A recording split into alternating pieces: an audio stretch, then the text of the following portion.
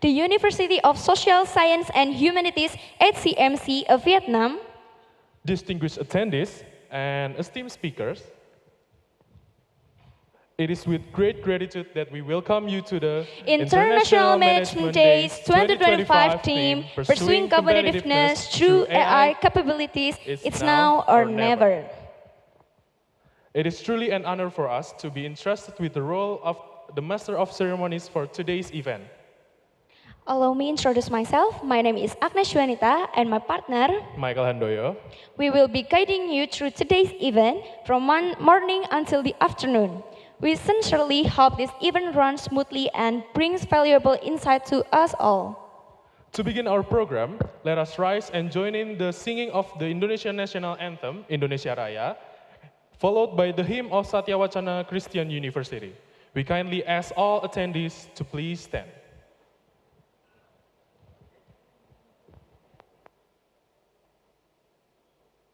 Recording in progress.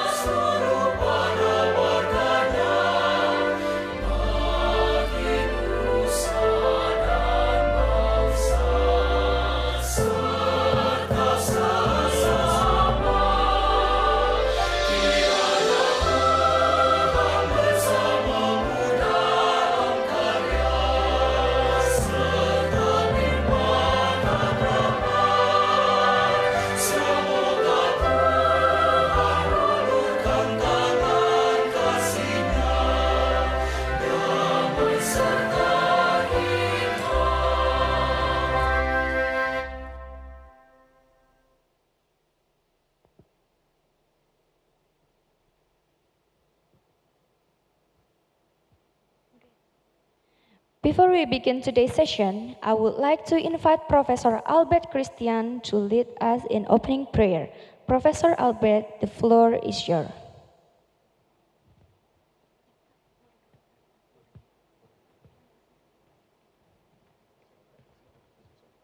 Everyone, please sit down.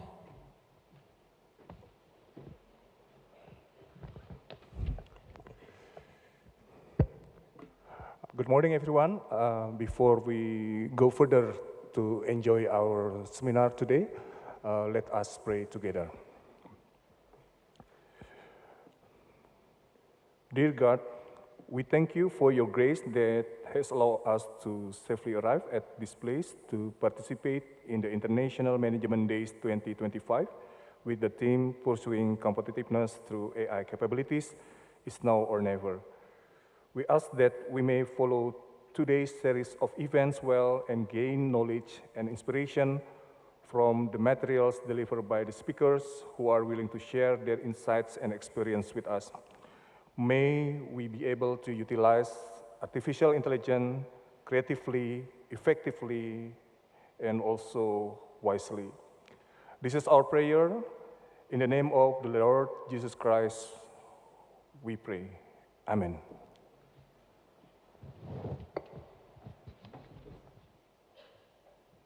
Thank you, Professor Albert Christian, for the prayer.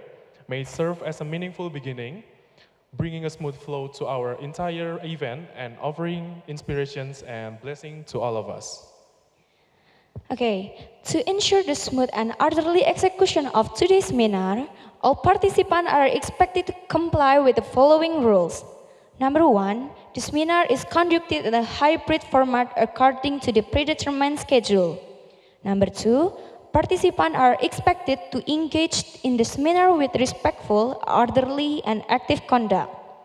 Number 3, on-site participants must dress neatly and appropriately, while online participants are required to use their real name following the format provided by the committee. Number 4, all participants must be punctual whether attending online or on-site. Next rule, number 5, participants are not allowed to enter or exit the room without the committee's permissions except in emergencies. Number 6, mobile phones must be set to silent mode during the seminar. Number 7, any disruptive behavior, such as off-topic conversations, loud noises, or irrelevant activities, is strictly prohibited. Number 8, those wishing to ask questions must follow the moderator's procedure, use the raise hand feature for online participants, or raise your hand politely if attending in person, and wait to be called on. Now, let us welcome the Dean of the Faculty of Economics and Business, Dr. Yefta Andi Kusnugroho, SAMSI AK CMA CA, to deliver his opening remarks. Mr. Dean, the floor is yours.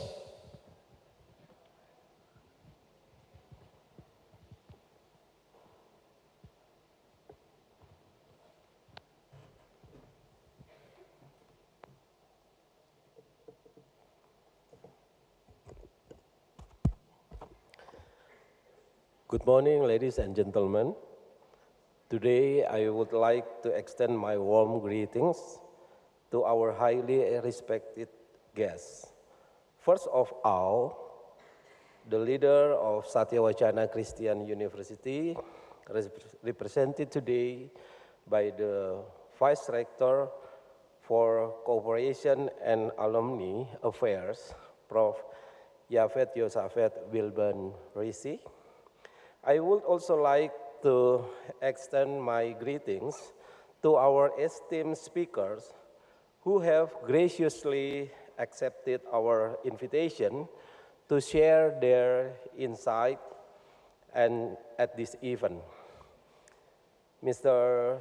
Yusup Ngadimin, as the founder of Utopia, Mrs. Maria Christina L.Ibanez, as the representative of Miriam College, Philippines, Prof. Marco, PH.D., as the representative of National University of Singapore, Professor Dr. Insinyur Eko Sediono, M.Com, as the representative of Satya Wacana Christian University, and to Mr. Christopher Tan Chia Yang, as the representative of Singapore Institute of Management, as well as all lecturers and students who are involved and participating in this event. On behalf of the Faculty of Economics and Business, please allow me to extend my deepest appreciation and sincere gratitude for your presence at International Management Days 2025. Over the past few years, technological development has rapidly advanced across various sectors, including education, which encompasses teaching, research, and community service activities. One of the most prominent innovations is the emergence of artificial intelligence, or more commonly known as AI. The presence of AI certainly presents both challenges and opportunities that must be approached wisely. On one hand, AI holds great potential to enhance efficiency and quality in many aspects.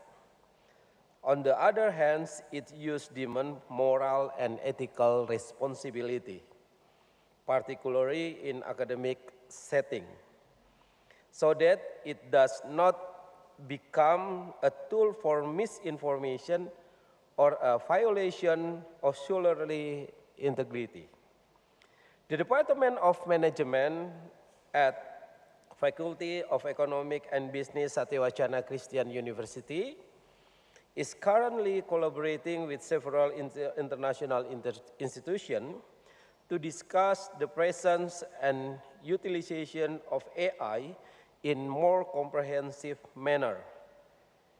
It is our hope that through this event, we will gain a more holistic understanding of AI, optimize its use responsibly, and develop shared agreement on ethical usage within the academic sphere. In conclusion, I hope that the International Management Days 2025 will bring meaningful benefit to us all. I wish you a fruitful seminar, and may God continue to bless our endeavors and collective journey. Thank you.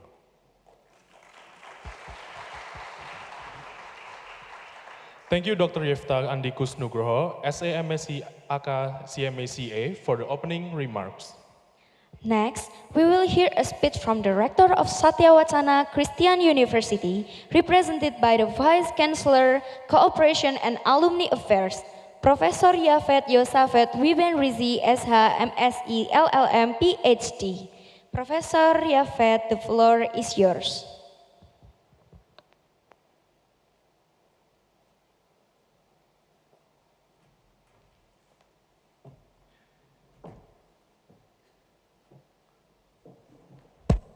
Good morning, everyone. It is such a great pleasure to see and meet you all this morning in a very comfortable condition. And in the first place, I would like to honor and greet our special guest from Singapore, Bapak Yusup Ngadimin. Thank you for coming to see all of us here. Probably this is the first time you visit Satya Wacana. And welcome back home, because I heard from you that you were born in Medan and then moved to Singapore 30 years ago. So welcome back to Indonesia. And I believe that Indonesia is always in your heart, even you have already moved to Singapore. And then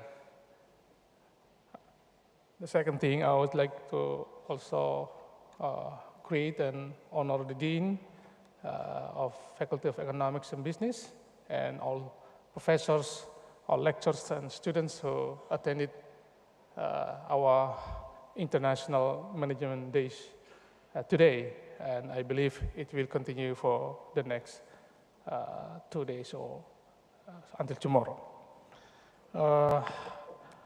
I would like also to acknowledge all of the committees who have already working very hard to make this award become realized today. And especially also, I would like to acknowledge Pak Antonius for your contribution to this conference. Ladies and gentlemen, dear distinguished guests, esteemed speakers, respected college students, and dear participants.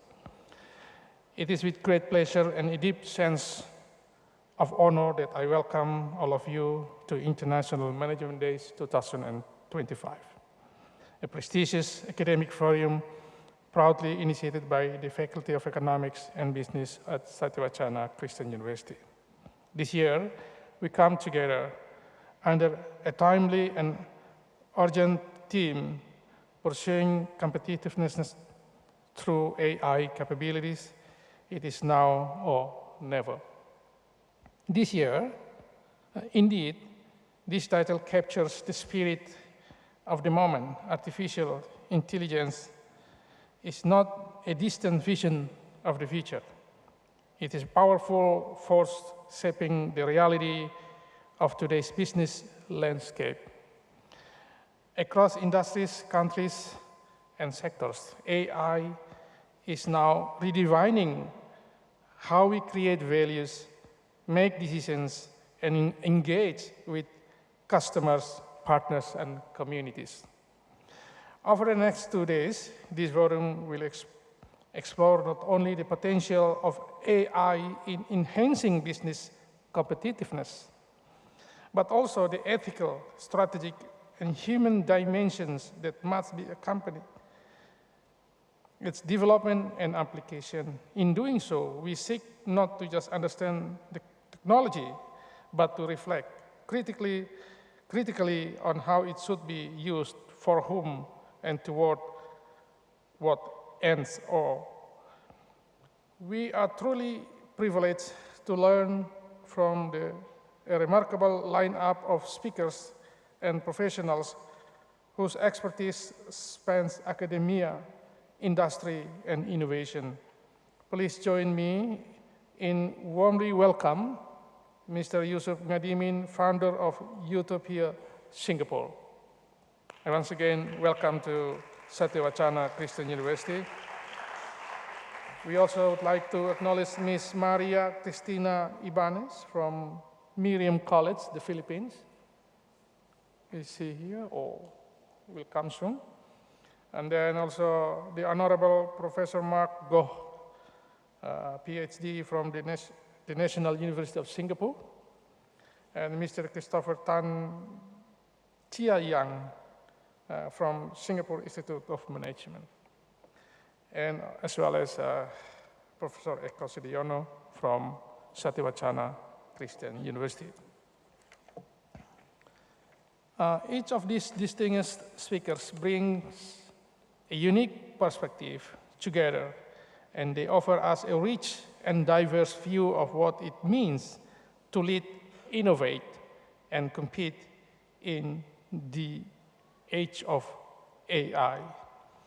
I would like also to take this opportunity to express my sincere appreciation to the organizing committee, the dedicated faculty members, and the entire team behind this event.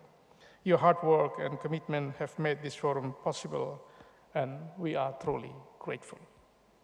To all participants, whether you are here as scholars, students, practitioners, or curious minds, I encourage you to engage fully, ask questions, share your thoughts, build new connections, and most importantly, take this opportunity to grow together. May this forum be a space of learning, dialogue, and inspiration, where knowledge is shared and future collaboration are born. Once again, welcome to International Management Days 2025. Let us make these 2 days meaningful, impactful, and memorable for ourselves, for our institutions, and for the future we are helping to shape. Thank you, and I wish you all a successful and inspiring International Management Days 2025. May God bless us all. Thank you very much.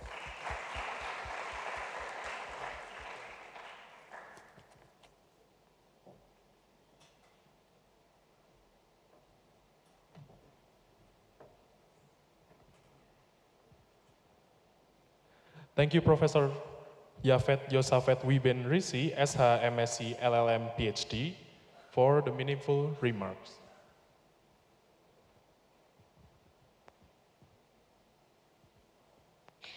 Before we begin this seminar session, we would like to invite Professor Yafet Yosafet Wiben Risi, SH, MSc, LLM, PhD, faculty leaders and speakers to come forward for a group photo session.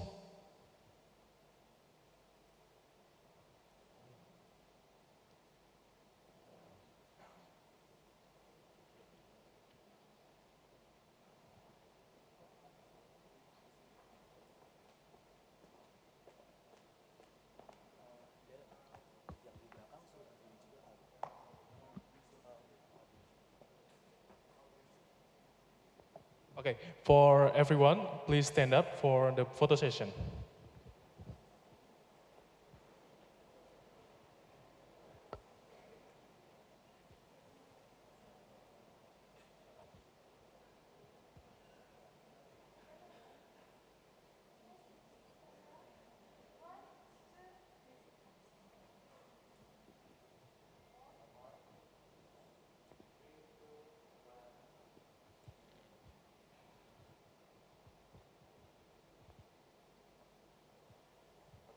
Okay, let's give another round of applause, everybody.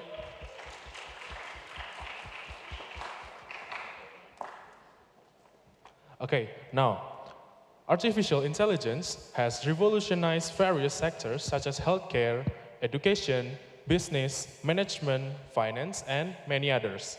On one hand, AI offers the potential for massive process efficiency. On the other hand, it presents dilemmas including ethical concerns, impacts on employment, and the need for moral responsibility for the greater good. Therefore, this year's International Management Days will explore the latest development in AI, its opportunities and challenges, and provide insights on how we can respond wisely and responsibly for the common good. Okay, everyone. In our first session, we will explore how AI can support career development. Our speaker is Mr. Yusup Ngadimin, founder of Utopia.com, who will share his insights on the topic. And this session will be moderated by Dr. Antonius Surjo Abdi, SAMM, a lecturer in marketing at the Faculty of Economics and Business, Satya Wacana, Christian University. Dr. Antonius, the floor is yours.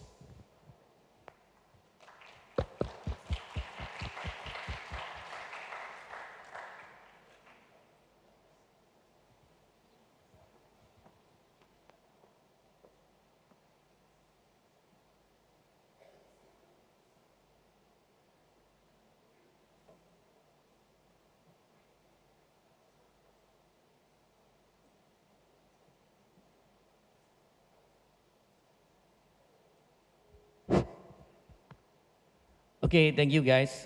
Today we have a very special guest, Mr. Yusup Ngadimin. Can you please come up here?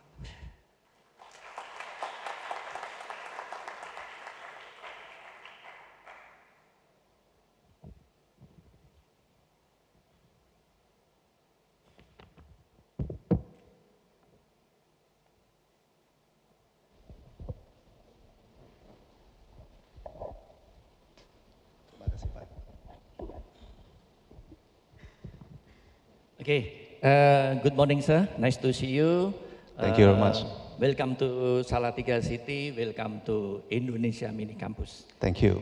Thank you for joining our campus today. I thought you were born in Singapore, sir. Okay, sir, I should read your CV. Prof. Albert only give me time 3 minutes. Okay, guys. I will read Mr. Yusup Ngadimin CV. Actually, it's very long list, but I will only some short of this. Okay, Mr. Yusup Ngadimin now is a founder of Utopia House, Singapore. Yeah, and surprisingly, he also tried to run startup to help youth to advance their skills and achieve their career goals. Yeah, actually, it's very good for you, young people. Mr. Yusup Ngadimin have top skill on career development coaching, entrepreneurship, and project delivery. And he has a lot experiences as business professional, business consultant, many things, guys. And then I cannot read at all because so a long list here. And then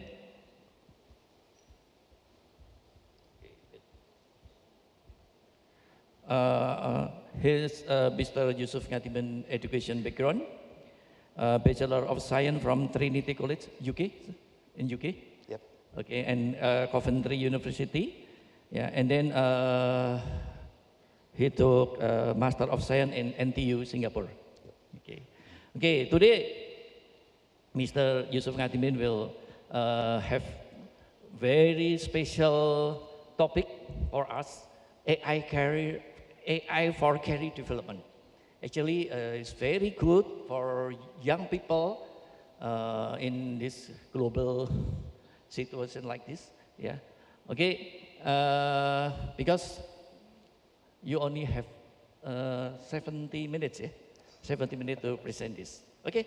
Thanks. All right. Thank you very much, Pak Antonius. Right. Thank you. Thanks for having me here today. Silakan, Pak. Saya jalan-jalan aja. Good morning, everyone. I will be presenting this in English. I'll try to do it slow. So if you have any question later on, we will have the Q&A session later on. Right. So as what Pak Antonius mentioned, so I was very much in the IT and AI. So I was from the side who developed the AI. But today's presentation is more to you guys who wants to adopt AI. Right. Let's have the slides, please. Right. Next one. Right. Before we start, I want to ask you guys a few questions. I want to get a sensing on the floor. What you guys think about this technology, right? Because there are a lot of fears, a lot of concerns out there. But I want to see on the ground over here, what do you guys think about AI? Right. Next, please. So I want you to raise your hands. So let's play with me over here, okay? So I know it's morning, right? Let's wake up a little bit, right? Let me know if you fear that this technology will take over your job in the future. Who has this fear that you don't have this job in the future because of this technology? No one? I can only see one person. So everyone is comfortable. One only? All right, so it seems like everyone are not worried about this technology. Should we continue with this presentation? All right, I'm just joking. Okay, next question. Okay, so who felt that when you have this conversation with your peers, with your friends, with your family, that you feel that you don't know enough about this technology? There's a fear or there's concern, right? Who has that feeling? Raise up your hand. Now I see a few more hands, right? A lot more, almost half of the floor, right? Now, the next question that I want to check is that who has this fear that your peers may be better than you in this technology, that you can feel left behind? Who has this fear or concern? Not everyone? Okay, I'll need to get some response later, okay? I'll have a lot more questions throughout the seminar. I'll need to get the sensing what you guys feel about this technology, right? Now, next slide, please. Sorry, I don't have the clicker over here, so I'll need to tell someone to move the slide. Right, so next slide, please. All right, so the technology that I'm going to share today is about books. So when books was created, a lot of people were worried about books. Why? Before books existed, how people share knowledge? They talk. They do a public speaking. They present their ideas by verbal communication. So when books were created, suddenly people become concerned. What if this knowledge, once we write it on the book, and people will become dependent on the book, then we will have less utilization of our memory. Then some people are saying that books are bad because it makes us think less. We are dependent on the book, right? And what if this book is given to someone else? Our friends can learn from the books and they can become better. There's a lot of competition, right? This actually happens 2,500 years ago. When the book was first introduced, people has a lot of fear. People has worries because people are not comfortable with change. Although it is the change that will help to advance the human knowledge, right? Next slide, please. So if we fast forward today, when we talk about AI, right, it's the same thing. People has fear. Fear of what? Concern of what? This is new technology because we don't know this technology. Right? Throughout the history, we always have all this fear or concern. And what happened? So now if we fast forward, we are the future person of our ancestor. You know what happened to books, right? That it is very useful. That it is how we learn more information and more knowledge. And that is how we advance our technology today. Right. So I want to walk you through a little bit first to address the concern in AI first, before I talk about the career development, so that you understand what is this fear or concern that you have, and where are the focus area that you need to look at to actually progress in your career in terms of adopting AI. Does it mean that do you have to do AI only, or can you do something else with AI? Right. Next slide, please. Right. So these are some of the history. I just want to share this a little bit. I'm not sure if you can read the word over here. So if we look at the history, I started with the example of the introduction of book as technology. So you need to imagine 2,500 years ago, people has never seen a book. So it is something new to them. They have fear. They have fear that book can weaken our memory. And then what happened after that? People start to invent the printing, the press. And suddenly it is easier and faster to replicate a book. So instead of you writing one book and you pass this one book to one person and this one person to gain the knowledge, suddenly you can replicate a book. You can make tens, hundreds, thousand copies of the book, and you can scale it. And then what's the fear? People are afraid that we are spreading misinformation. Sounds familiar? Misinformation. Because of the scale of how we can spread the information through this media. And then if we move forward, the introduction of television, radio, computer, same fear. Even in the automotive industry, when automotive or car was invented, back then, before that, people used horses. So there were a lot of jobs in maintaining horses. And when the automotive or car was invented, what happened? A lot of jobs was lost because we don't need horse anymore. But we need a new career. We need people who create car. We need people who maintain car. And we need to have a lot of amenities or support ecosystem to support the car ecosystem. Okay. And then if we move forward, the introduction of internet. What do people fear about internet? Again, connectivity, spreading of information, and suddenly we can connect with people in US very fast. What can we learn about the event in US? So something that happens in US, we can immediately know in seconds or minutes. right? The spread of information. And people fear that. When social media came out, everyone feared that. Why? There's a lot of mistrust, privacy issue, people can steal our information. It is pretty similar fear.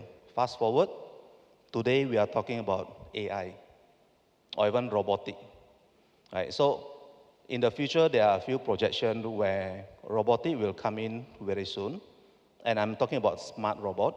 So today, we have quite a good progress on AI, especially on the generative AI, right, with the ChatGPT and all that. And then with the robotic will give a body to the mind. What will happen later when we have a smarter AI with a body who can move around? They can do our job. But is this something that we need to worry about? This is the similar thing that our ancestor has been worried about for years, for hundreds of years, for thousands of years. And we are the future person, right? You think back, are boats good? Are the invention of car good? Computer, internet, smartphone, internet, they are all the good stuff. So why are we worried about AI today? Why are we worried about robotics today? We are only worried because we don't know a lot about them yet. And I'm hoping that moving forward, we just need to have this mindset that we need to embrace it. There's no other choice. Next slide, please.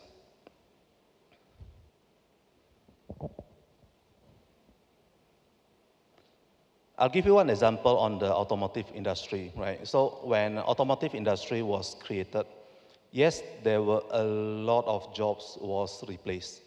Back then, all the work or all the jobs were about how do we take care of the horses, right? So you need people who take care of the horses, people who take care of the stable where the horses live. You need to take care of the food for the horses. And when the automotive was introduced, all these jobs become unnecessary. So based on the US statistic alone, within 20 years' time, there were 13,000 companies closed down because of this invention. In the span of 20 years, in the span of someone's lifetime. So people back then see the transition, right? Now, for us, we will see the transition with the AI. It will come. Yes, it may replace some of the jobs, but it will also create a lot of other jobs. What kind of jobs? I'll share with you guys later, right? Now, there were a lot of jobs replaced or gone because of the technology, but there are also a lot of jobs that still remains if we know how to innovate, if we know how to make some changes to adapt to our situation. Right. So next slide, please. So if we look at, let's say, public speaking. 2,000 years ago, people used public speaking a lot, right, to share the ideas in theaters, right, Shakespeare. And today, this job still exists. Right. Next one, please. So if we look at, for example, TED Talk. TED Talk is a public speaking. It's the same career or job or things that people has done 2,000 years ago. It's just a different format. And with the internet, we can reach out to a lot more people, millions of people, right? That is because of the technology, because of the innovation, we can do better public speaking. And then if we look at another example, next one, please. So we can also create a lot of variation of public speaking. Stand-up comedy, for example, right? Next, please. Right. Stand-up comedy, for example, that is another variation of public speaking. You are basically standing in front of audience, presenting your ideas to people. And then there are also nowadays with the YouTube, right, with the social media, suddenly there are a lot more influencer. There are a lot more podcast speaker. There are a lot more talk show. They are the same form of public speaking, but with a different innovation. And that is something that we need to look at, right? If we don't want to be replaced, what are the innovation that we need to bring to the ground today? What can we do to change the career by adopting the technology to make this career better? Right, next slide, please.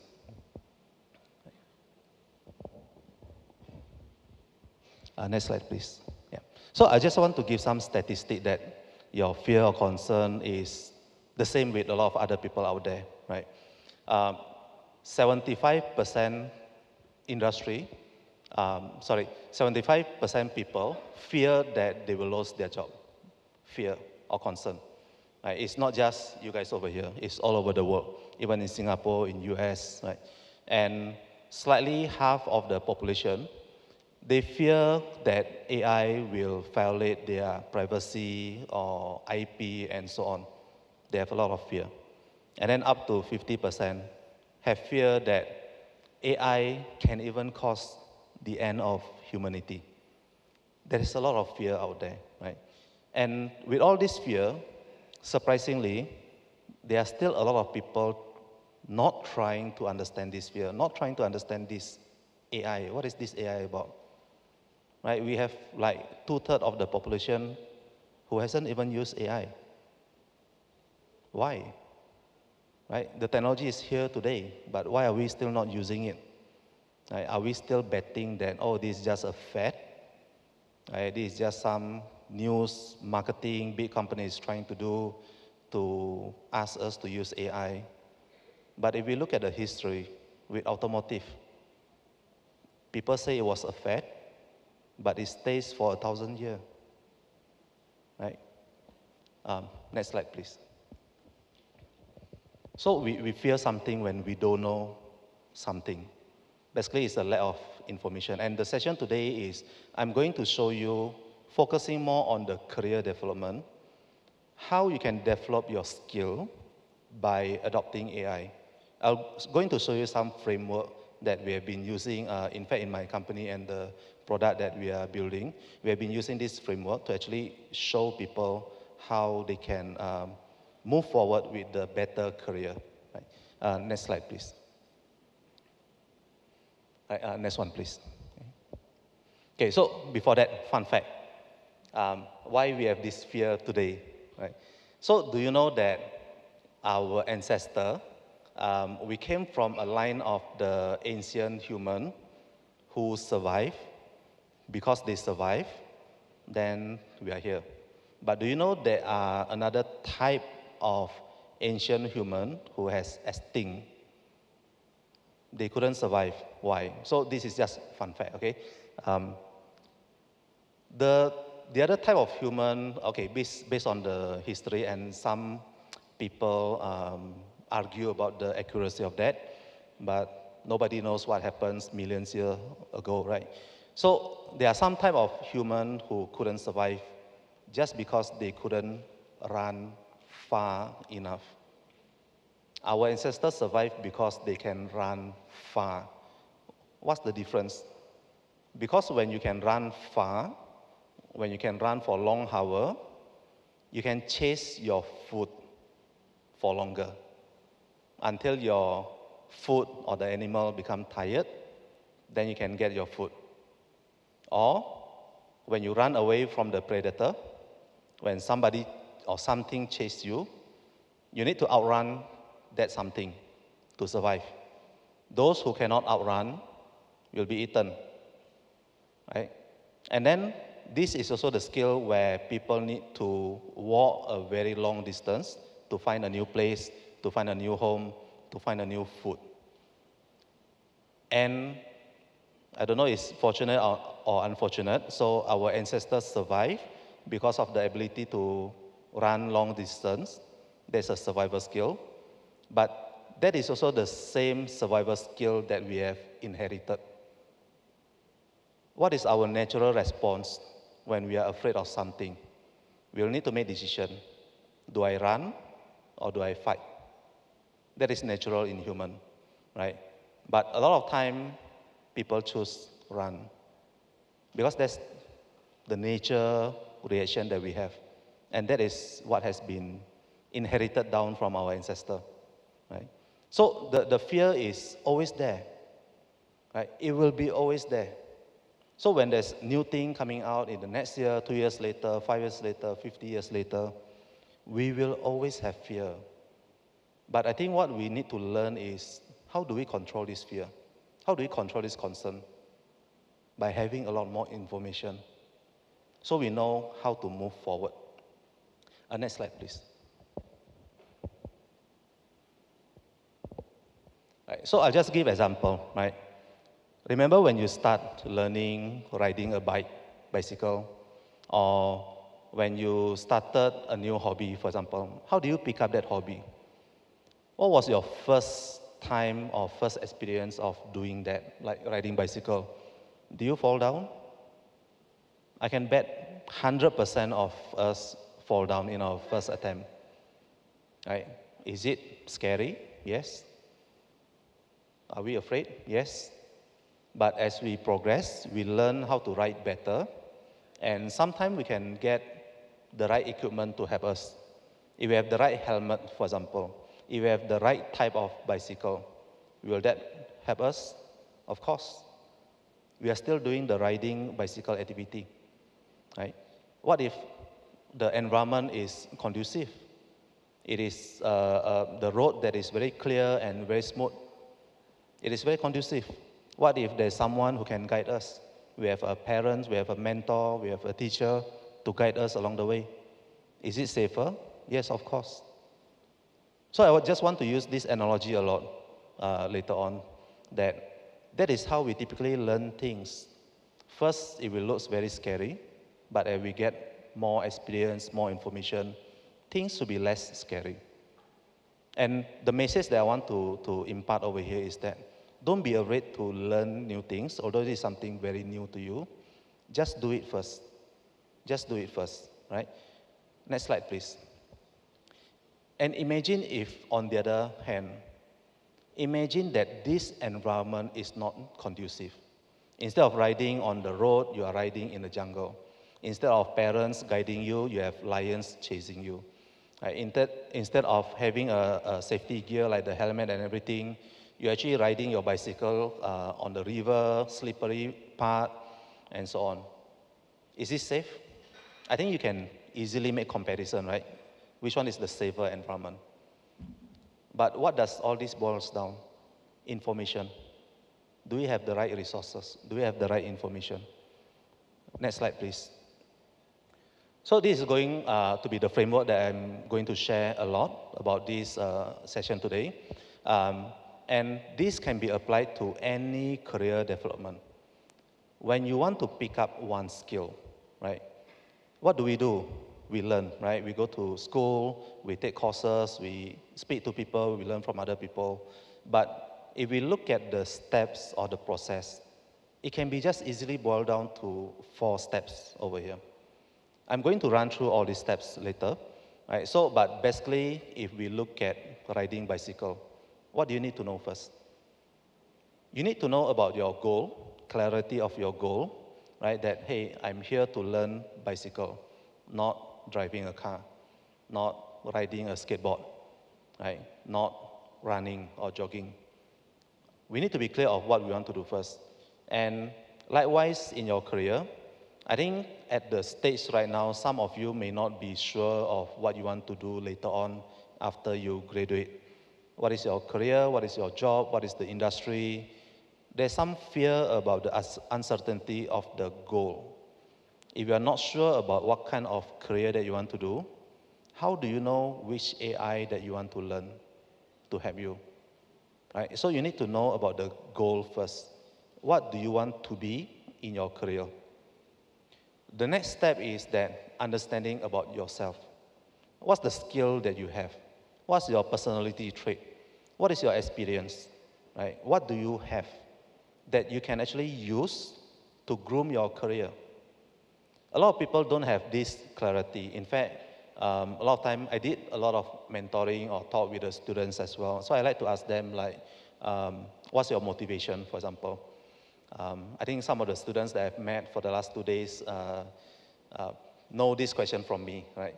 So I like to ask them to see whether they understand themselves or not, whether they like what they are doing, where's their passion, Are they doing this, let's say they are taking this course because they really like it, or because you are just following your friend? Because your friend is doing this, that's why you are joining them. Or maybe because your parent asked you to do this, right? Whatever the source, I'm not saying that that's wrong. I'm just saying that you need to have a good awareness of why you are doing this. Some of the behavior can be forced. You can force yourself to learn it, and that's fair, right? We have a lot of cases where, for example, like some parents, they have business and they want the children to take over the business. Sometimes you don't like it, but you can force yourself to pick up the skill. Awareness of self first. Do you want or don't want to do that, right? So once you know your goal, you know yourself, then let's look at the resources that you can use. What are the tools out there that you can use to help you in your career? Don't think that it is all about your brain or your hands, right? You can always leverage on something out there. We use technology all the while. We use smartphone, we use laptop, we have news, we have access to a lot of technology. And nowadays, the pace of that technology has become faster and faster. There are a lot of choices, but I think the confusion is not because of the lack of choices, but more of which one should we use. We have a lot of choices. Which one should we use, right? And then the last is that after you know about your goal, yourself, your resources, will you take the steps to do it? Your action is very important. A lot of time I also see students where they feel that, okay, I want to do this, I want to be software engineer, I want to be AI engineer, I want to be in accounting, for example, but I'm not taking a lot of steps to know people in the industry. Sometimes this taking step is also very important. Right? Next slide, please. I'll start with the goal first. Right? I just want to set the stage today that knowing this AI will come in, what is our goal? Our goal is very simple. We have to adopt AI. There's no other options. Everyone, whatever you are doing, you have to adopt AI. Right? And AI in the future will be just embedded in our life as like our mobile phone. It'll be there.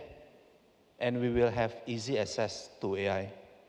Right? So it's not about avoiding it anymore. So you need to have this mindset that your question shouldn't be about should I use it or should I not use it? Will it change my career or not? It will change your career. It will take over your career. Just accept it. Right? It will come. So the question is, how do you react to it? You need to make that into your goal on how you adopt AI instead of worrying whether AI will take over your job. Next slide, please. I just want to run through a little bit first, just a bit of historical study over here. That why we need to have this mindset that AI is here already. Right? There's no other question. Because if you look at the history, adoption of technology, and this is based on the timeline as well. So when, let's say, radio first introduced, for example, right? How long does it take, or telephone, how long does it take to reach 50 million people? Right? 75 years. But, of course, there are a lot of condition factor. Back then, we are not so connected. Back then, not many people can afford telephone. Back then, the technology are not so matured. That's why it is not so easy to reach out to a lot of people. But if we look at some of the numbers, as the years progress, right, with the invention of radio, radio took 38 years to reach out to 50 million people. It's getting shorter. Internet, 4 years. Pokemon Go, 19 days. Now it is very easy to reach out to a lot of people. And the technology will reach out to a lot of people, wherever you are. Next slide, please. And then if I focus specifically on internet technology, if we look at Google Translate, for example. Google Translate took about 6 years to get 100 million users. 6 years. But that was about 20 years plus ago. And as the time progressed, with Uber, for example, after that Uber came in, Spotify came in, Instagram came in, the time for them to reach out to the mass is getting shorter and shorter. And in fact, for the ChatGPT, a few years ago when it came out, it took them 2 months to reach out to 100 million of people. So the message over here is that a lot of people has access to this technology already. Where are we today? Are we part of the 100 million? Are we part of the number who use the AI? Next slide, please. Right. So some of the statistics, just want to share with you why adopting AI is no longer an option, it's a must. 75% of enterprise today are already or considering adopting AI. It is already in their business or strategic direction. These are the companies that you will go out when you graduate and you will apply job.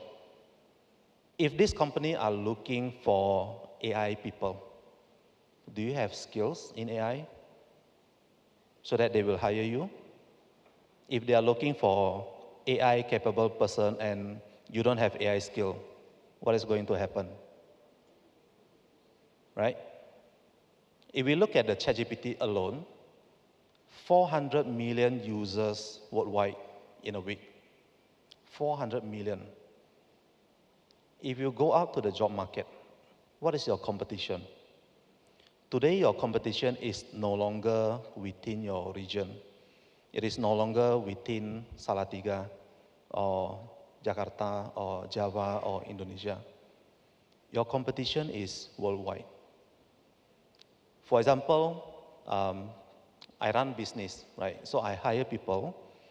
I can tell you that I have 7 employees at the moment. All of them are offshore. Nobody in Singapore. I'm the only person in Singapore. It's a Singapore business, but I'm the only person in Singapore. All my staff are offshore. I have 1 person in Malaysia. I have 6 persons in Indonesia.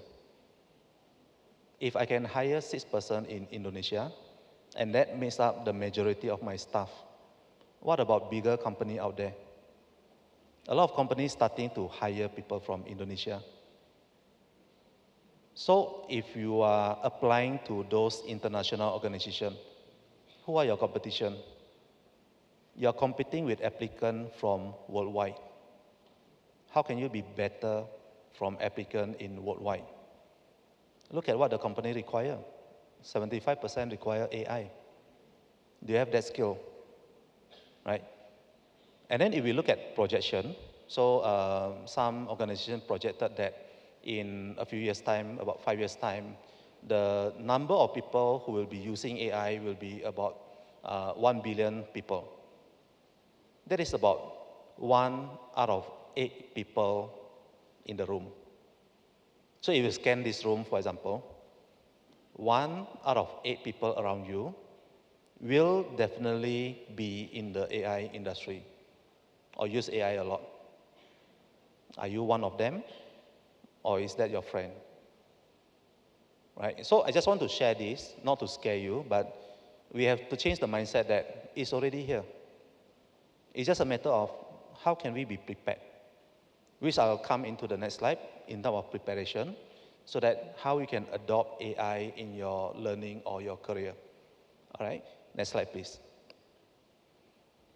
All right, yeah, this is what I've mentioned earlier. So today, technology is already everywhere, right? So it's just a matter of we need to use it already. No other option. Next slide, please. Now, I want to come back to this later, right? Because this is where the focus of my presentation will be. So I will skip this, but later on I will explain more detail. I'll give you a lot more example based on your personality trait, not your skill. So skill is something that you have acquired along the way. Like You have a skill in management, accounting, software development, and so on. Those are the skill. But what are the traits that you have? What do you like, right? Whether in your personal life or in your career, how do you make decision? How do you do something? That is usually driven by your personality trait. Are you someone who are more analytical? Are you someone who are creative? Are you someone who has leadership skill and so on? You need to understand yourself. What are the things that you like to do? And I can tell you, a lot of people are different. And a lot of time when you say that, oh, you study something because your friend do it, then my question is that, is your friend trait similar to you? Maybe your friend like this program. Maybe your friend like software development or management. But do you really like it? That's what we need to ask ourselves. I'll come back to this later because there are a lot more that I want to share on this topic. Right. Next slide, please. I want to come into the resources first. Right? I want to just set the stage a bit, like to have a good understanding a bit of what is this AI. And I think most of you would have your encounter with ChatGPT. I don't doubt that. I feel that maybe almost all of us will have used that, or even all of us would have used ChatGPT before, right? But what else can we do with ChatGPT? We need to understand a bit about the tool that we are using. The same thing like when we go to restaurant and eat, right? When are we going to use a spoon, a fork, a chopstick, and so on? We need to have a good understanding of what are the different flavor of AI out there. Right. So let's start with the ChatGPT first, because this is something that actually kind of like made the whole AI industry very interesting. A lot of buzzword, a lot of activity around AI, thanks to ChatGPT from about 3 or 4 years ago. Right. So what is ChatGPT basically? So ChatGPT is a Gen AI, generative AI, and it is very good in the language model. So in case you don't know, that this AI is very good only in language model. In the early days, there are a lot of people comparing ChatGPT with calculator. People ask ChatGPT what is 2 plus 2, and ChatGPT give the wrong answer. Well, it is actually understood because ChatGPT is a language model. It's like you are asking a translator, right? You want to translate from Indonesian to English, that what is the calculation for this formula? Of course, the person will not know because their focus is not mathematics. Their focus is language. So we need to know what ChatGPT can do, right? What is their focus? What is their strength? So you know when to use ChatGPT, right? Now, I just want to put a disclaimer first, because I know we are talking at the education industry, and some use of the ChatGPT or AI is still not allowed over here, which is fair. I'll have more example of that later on. But I just want you to understand that at some point in time, you have to learn this, right? But where and when do you use it, right? Now, if we look at the ChatGPT and all these responses that I show over here, it's actually the response from ChatGPT itself. So I asked ChatGPT, who are you? These are the responses that I give, right? And they have been trained. I just give you a bit of the mechanics, how AI works. I know most of you are business or management or accounting students, right? I think it's good to understand a bit the mechanics of how AI are developed. So you understand, you can appreciate what is the inside mechanics of the AI. Now, what is this AI in general? Artificial intelligence in general is basically kind of like forecasting engine. So if we look, for example, like the weather forecast, we have always been seeing weather forecast on the television, right? So how people predict that tomorrow it'll be rainy or sunny? They look at data point. Which data point?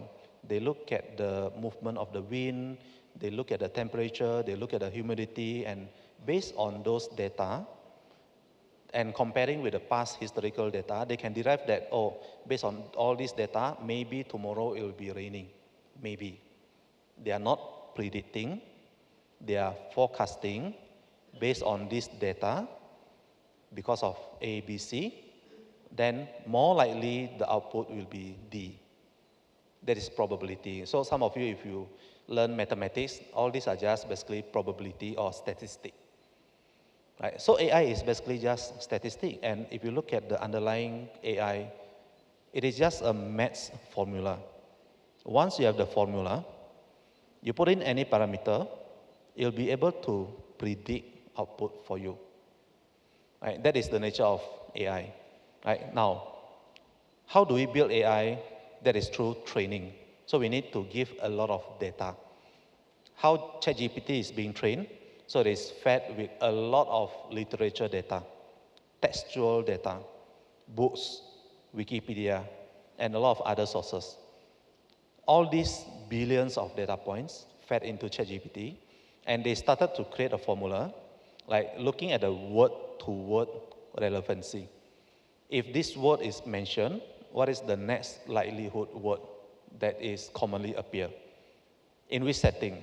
Right? If we are talking about the business, maybe this word will appear more. If we're talking about creativity, programming, maybe a different word will appear. That is how ChatGPT or generated the Gen AI forecast the next output to give to us. Right, so all these are just in the formula, basically. Now, I just want to share because ChatGPT is very language model. It is very good and useful for any language-specific use cases. Next slide, please. But of course, ChatGPT has evolved along the way. So previously, we do a lot more Q&A. We ask ChatGPT question, okay, what can you do with certain things? And ChatGPT will give you a response. Now ChatGPT can do a lot more things. It can do summarization. You feed in a PDF file, it will give you a summary of the file. You can ask to create a business plan. You can ask to even create images. Even now they are working with the speech generation because speech is also language, right? It's just in a different format, in a sound rather than text. And then in terms of the video, right? So OpenAI itself has go into a lot of these application, a lot of these different model basically, right? And that is ChatGPT. But actually, if we look at the history of the AI, why are we talking about AI today when AI has existed actually from 100 years ago? Next slide, please. So if we look at the history of AI, what do we call as AI? So earlier I showed you like in terms of forecasting something, right? Actually, this technique of forecasting has existed for the longest, but it is just that throughout this period, a lot of this work to do or to use AI was still very, very expensive. So if we look at, for example, around early 1990s, IBM created Deep Blue. And Deep Blue won against the world #1 chess player. It was big in the news back then. So a computer has beaten human in playing chess.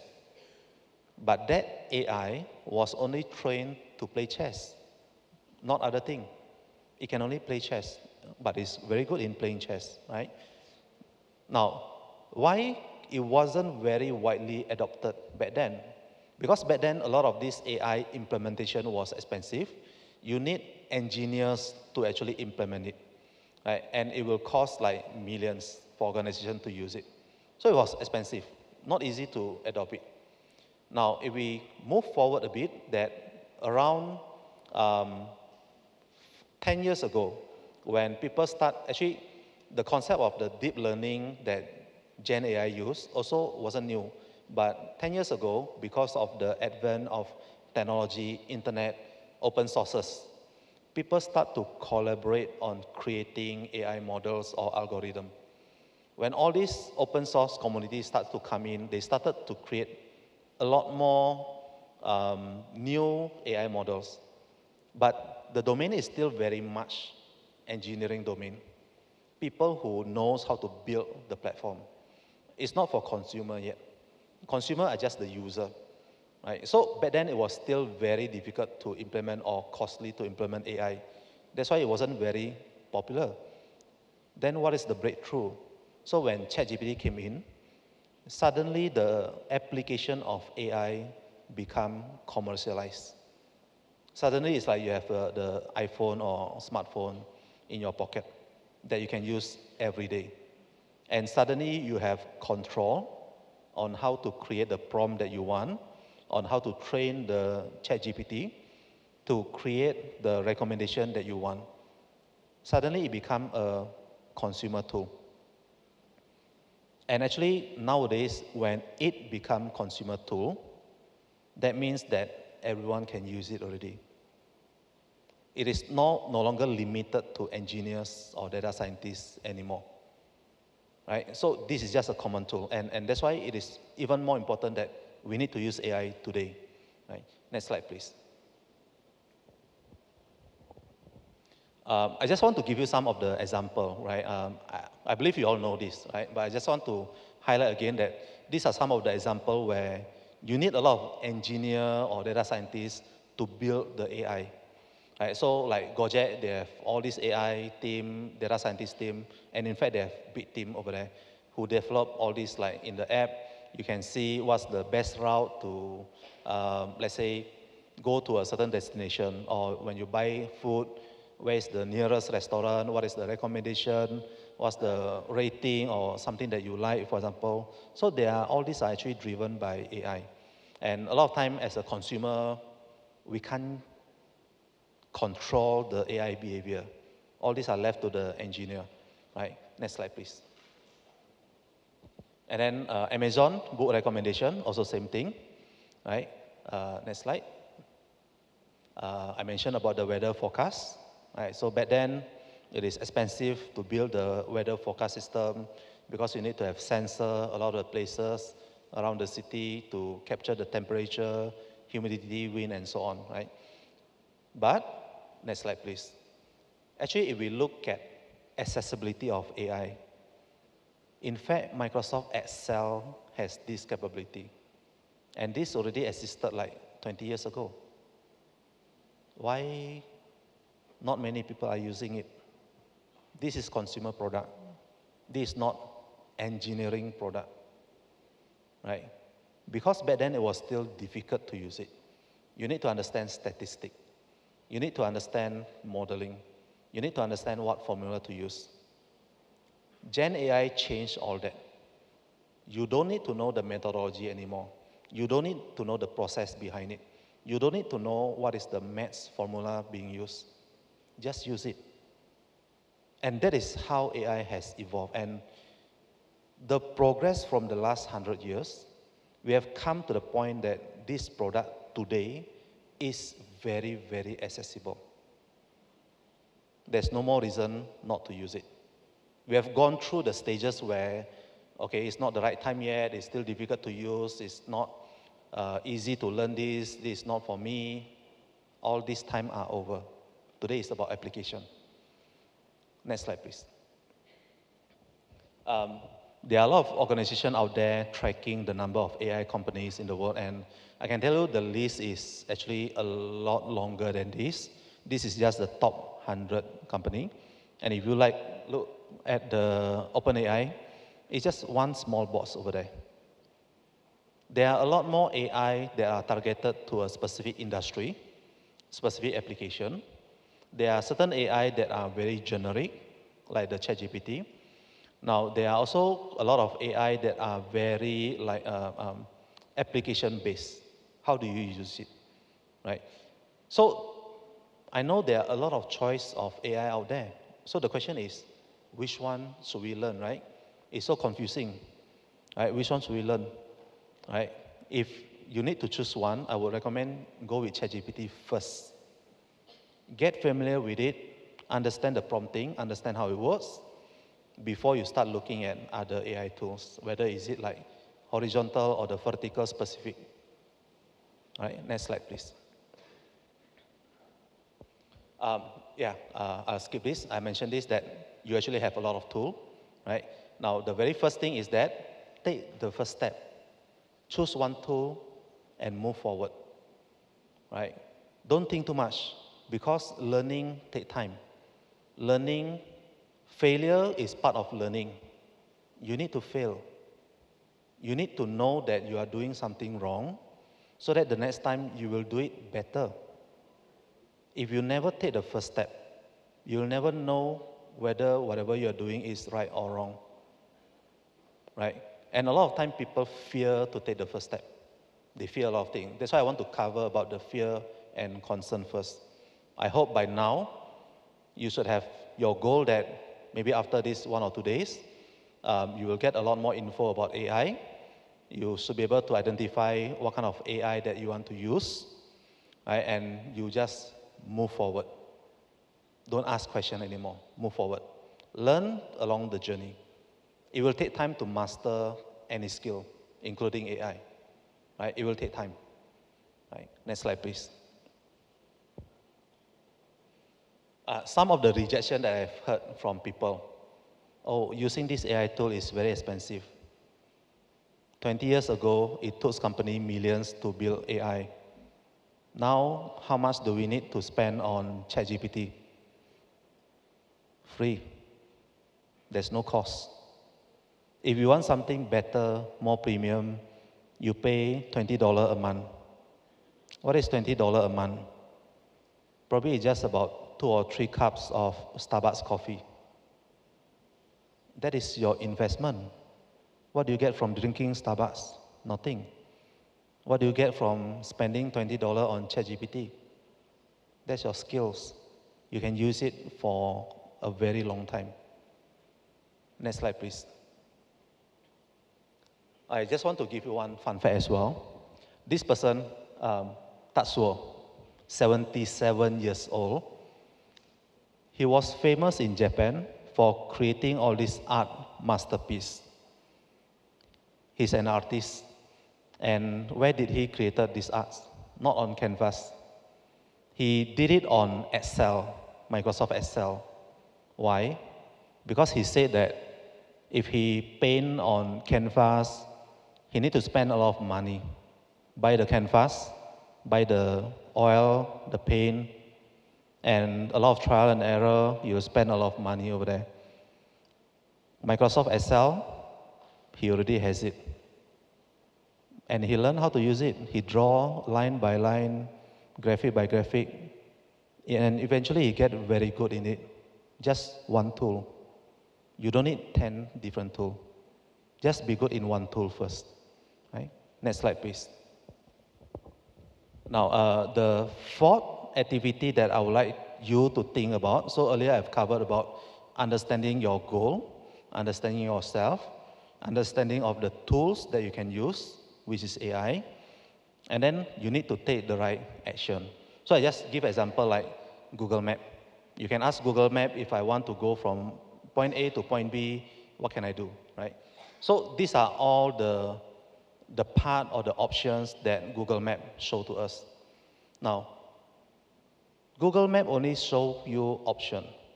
You need to decide which option you want to take. Like this example, for example, there's options for us to drive a car, to take public transport, to ride a bike, or even to walk. Of course, walking will take longer. Driving car is faster, but more expensive. But the question is, which route do you want to take? Which route is preferred to you? I have one friend who likes walk a lot. And sometimes he just like to walk from office to home. And you know, it takes him about 3 hours to walk. But he like it. So that is again to what I was saying. You need to know what you like and go and do it. And don't compare yourself with other people who drive car. They reach destination in 15 minutes. You reach destination in 3 hours by walking. But you like it, so what? Right? Okay, so knowing the right path to take is very important. Taking the first step is also very important. Next slide, please. Now, I want to come back to the big topic for today, awareness of self. And I just want to show you that no matter who you are, what is your trait, what you like to do, you can always use AI or be involved in AI. Next slide, please. Next one, please. All right, so I want to start with this trait, okay? And I will ask a few questions, and I want you to think whether you like this activity that I'm going to ask you, right? I want you to assess, for example, do you think that you are a person, for example, you are an analytical person? And if you are an analytical person, I'm going to share with you what are the things that you can do or use in AI, right? And in our study, we look at a lot of the personality assessment tests, like MBTI and so on, right? And we have actually derived to about 10 major personality traits. I think most of us will have at least 2 or 3 main personality traits that we like to use again and again. And maybe some of you have more. And it is not about having just one personality trait and do that. No. You need to understand that what is your preference when, let's say, for example, if you combine analytical skill with creative skill, what can you do? What are the options? All right? Now, first one, analytical. Who here like to solve puzzles? A few hands, not a lot. I think only about 10, 20 people. Okay. Okay, so for analytical person, analytical basically means that you are very data-driven. You like to look at data, you make analysis, and you make inference based on the data that you have. Very structured person. Why I start with this first? Next slide, please. Because this is the typical trait for data engineer. Right? So I've seen a lot of profile of engineers, especially the software engineer and data engineer.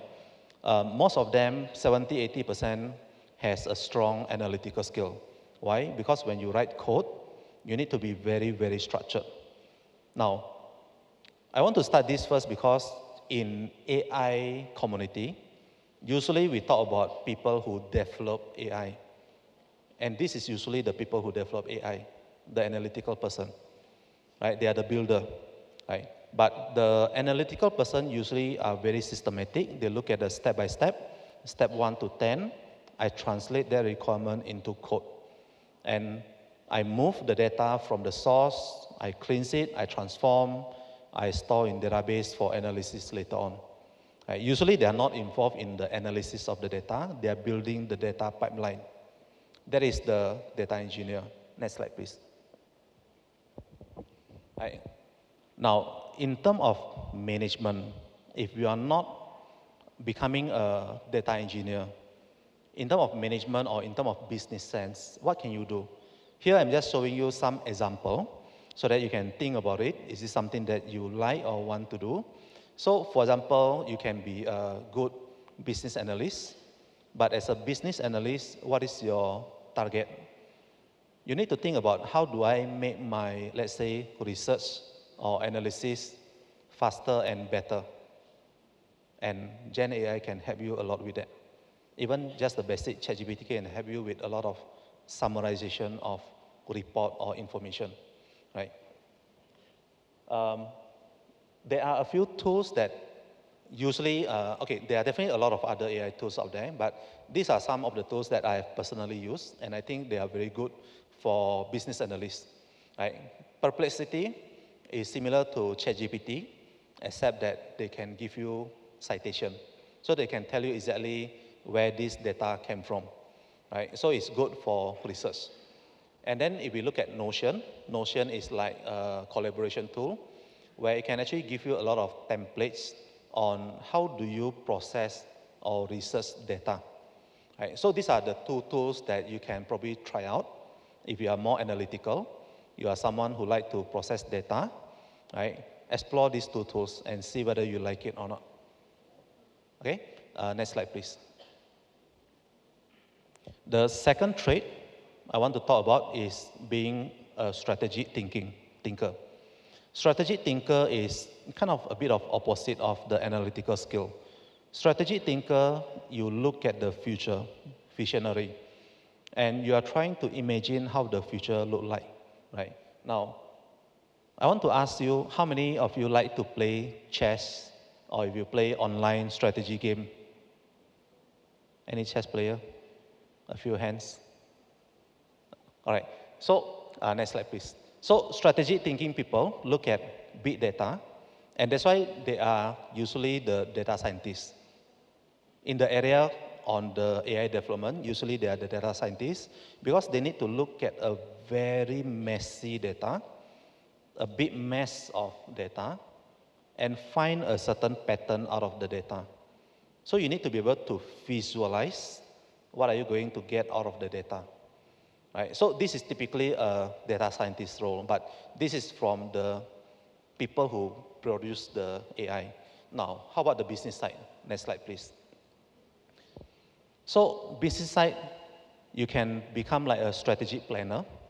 Strategic planner means that, let's say you are looking at a business strategy, you can look at the marketing strategy, right?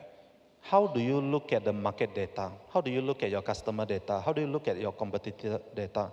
Right? Get all this massive data everywhere, look at your competitors' annual report, for example, analyze the data, and then make certain plans, what do you want to use the data for. And usually strategic thinking people, they like to use post-it notes. So if you see people with a lot of notes on the table or on the desk, usually they are more strategic thinking or the big picture person. All right, next one, please. Third one, independent. Right? Independent traits means that you are someone who like to be alone, but not because you are shy, but you just want to be alone to have your thinking time.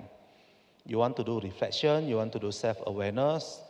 Now, I want to ask you, who in the audience who like to have your own me time? Let's say you like just to take bus or train to a certain places, just sit at the certain area, cafe, think about a lot of things. Who likes to do that? A few more, all right? Yeah, so usually you will like to do a lot of introspection. You will ask yourself a lot of questions, usually. And this is very good in terms of the self-development, right? Because with that awareness, you know what you want or you need to do. Next slide, please. So in terms of AI, who or what can help you think better? So a lot of this Copilot AI. Copilot AI is basically like Microsoft Copilot. When you write your Word document, PowerPoint presentation, it can help you advise on the content. Right? So it helps you to think, right, in a certain way. Okay? So this become like your assistant. Right? So if you are a developer, you can use GitHub Copilot. So if you look at the term Copilot, basically this is like your virtual assistant doing things for you. Okay? Next slide, please.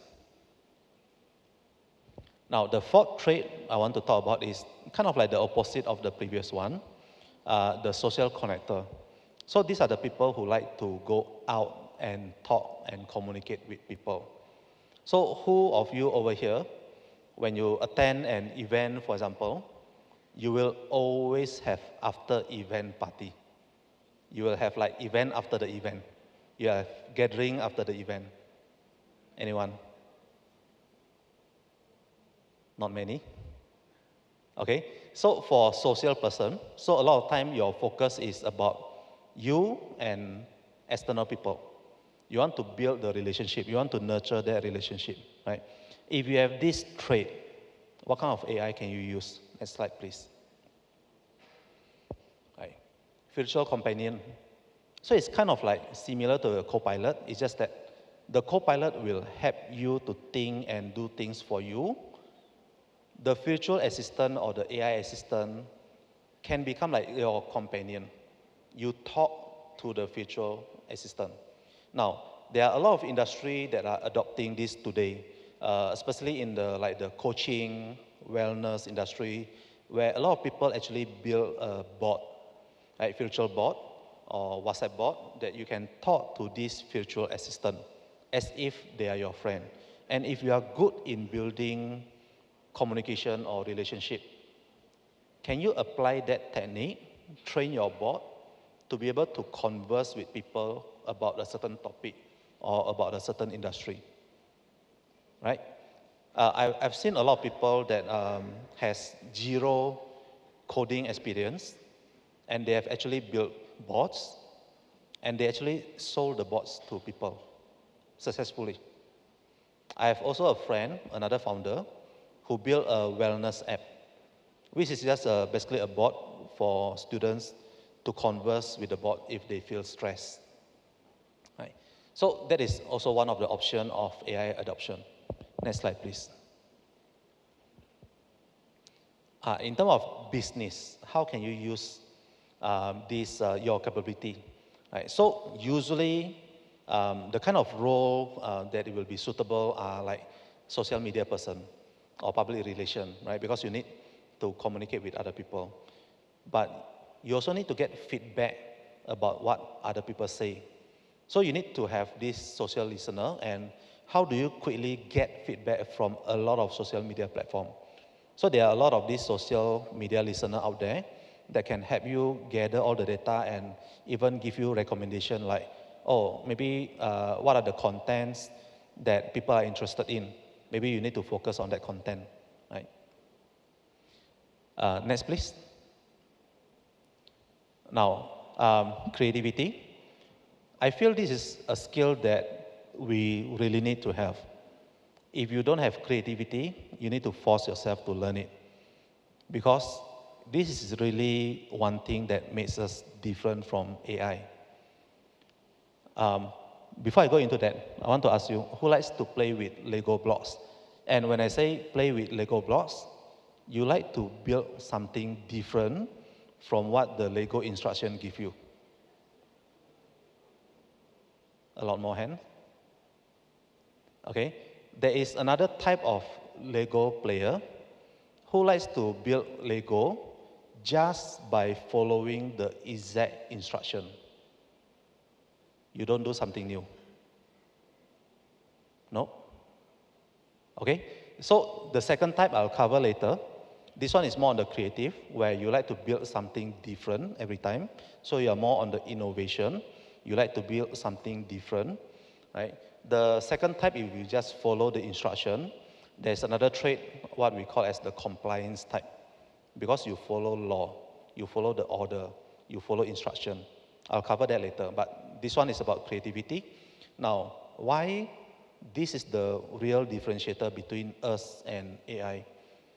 Because imagine when you use ChatGPT, you need to prompt, right? Have you learned how to do prompt properly?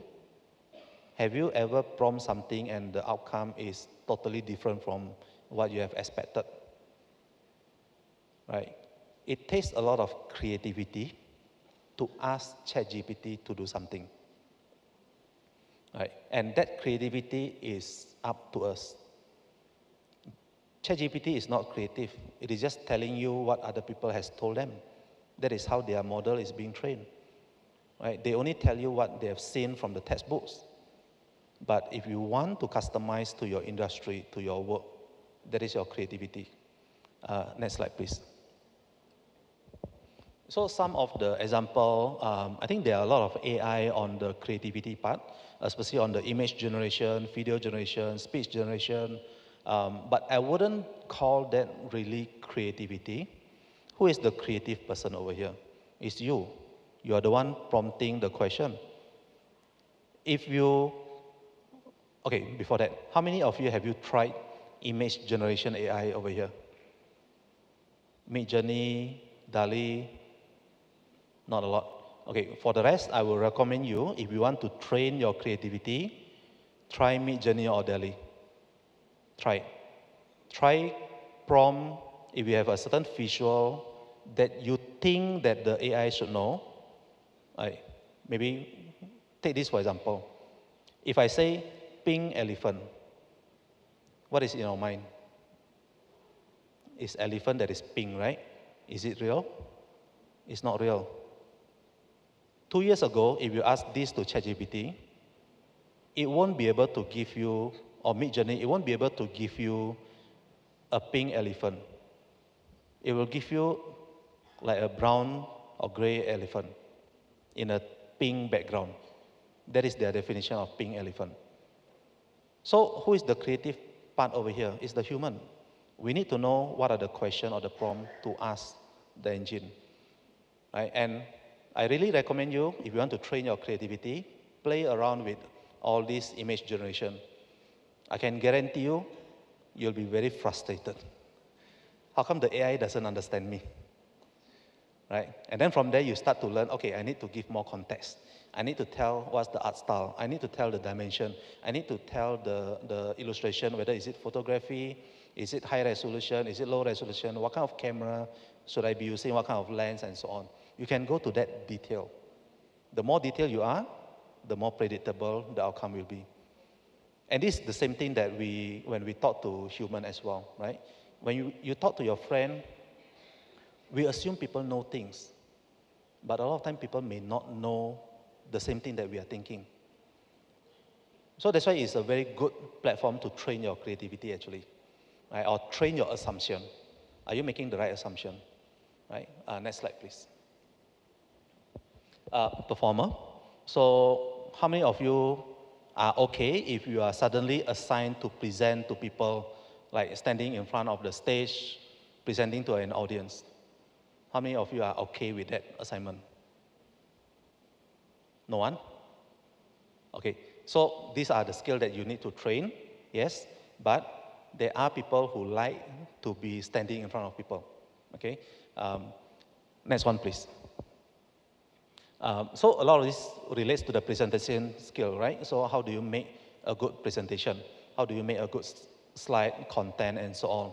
And again, generally you need to use a lot of tools, like Canva, even Microsoft Copilot, for example, maybe a combination with the image generation to make a good PowerPoint presentation, right? So I think this one is not big issue. I think you also know it. Next one, please. Management. I think most of you should have this trait, right? So who of you, let's say, for example, when you plan something, you will have your checklist. And you like to tick on the box. You feel very happy when you tick on the box. That is the manager trait because you like structure, you like order, you like to create plans. You need to know that if I do something, I need to have 1, 2, 3, 4, 5, and you'll make sure that you tick everything on the box. That is the management trait, right? So if you have this trait, how can you use AI? Next slide, please. Project management, of course, and this project management can be used in almost anything. How do you run a business? How do you run an event? How do you run a team? How do you manage your project? How do you manage funding? A lot of skills, a lot of areas can be used. And how do we help, using AI, how does AI help you in your project management? You can look at a few AI that can help you to give you structure, right? Help you put the things in order. Help you create the workflow. Suggest to you maybe, hey, you missed a certain step, right? So the AI like the Asana AI, ClickUp, Motion, and a few years ago, people talk about the robotic process automation. How do you automate the workflow, right? So all this will help in terms of managing project or managing tasks, right? Next slide, please. Entrepreneur. Any of you has side business, run e-commerce, sell something? No one? You guys in management course, right? You should have sold something. If not, I would recommend you all try to sell something online first, just to get the experience, right? And you are at the age that it is okay to fail, right? If you can take that risk, just try sell something, right? Sell stationery, sell art and craft things, get that experience. And as an entrepreneur, there are a lot of things that we need to do. We need to come up with our business model. For us, like investment pitch, right? We need to pitch to the investor, raise fund. We look at market analysis. There are a lot of analysis that we need to do, right? Next one, please. And so there are a lot of tools out there actually can help us in terms of like market analysis. Even like if I need to quickly build a website, there is AI to help us build a website. You don't need to hire a developer anymore. In fact, my job as a developer, I'm also at risk. The AI is going to replace me. I use tool like Lindo AI to generate a website. I can do it like in 30 minutes. And I'm paying like a very minimum cost. Compared to if I need to hire a developer, I need to pay thousands of dollars to have a website. Right, so as an entrepreneur, there are a lot of things that you can try, a lot of tools. You can try to sell something online. Next one, please. Then if you are more authoritative, who are you like the discipline master at home? You are the one who remind people, your parents, your sibling that they have to follow the law, because that's the law at the home. Who of you are the disciplinary master at home? No one?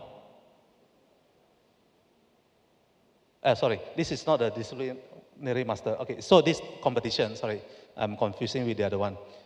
This on the competition. Who over here like to play competitive sport? Not just sport, but you compete, let's say, to try to win something. Anyone? All right, usually this is a more authoritative trait where you need to be in control. You need to know your risk. You need to know what's going on the ground. You need to know a lot about risk management. Which AI can you use for that? Next one, please. All right.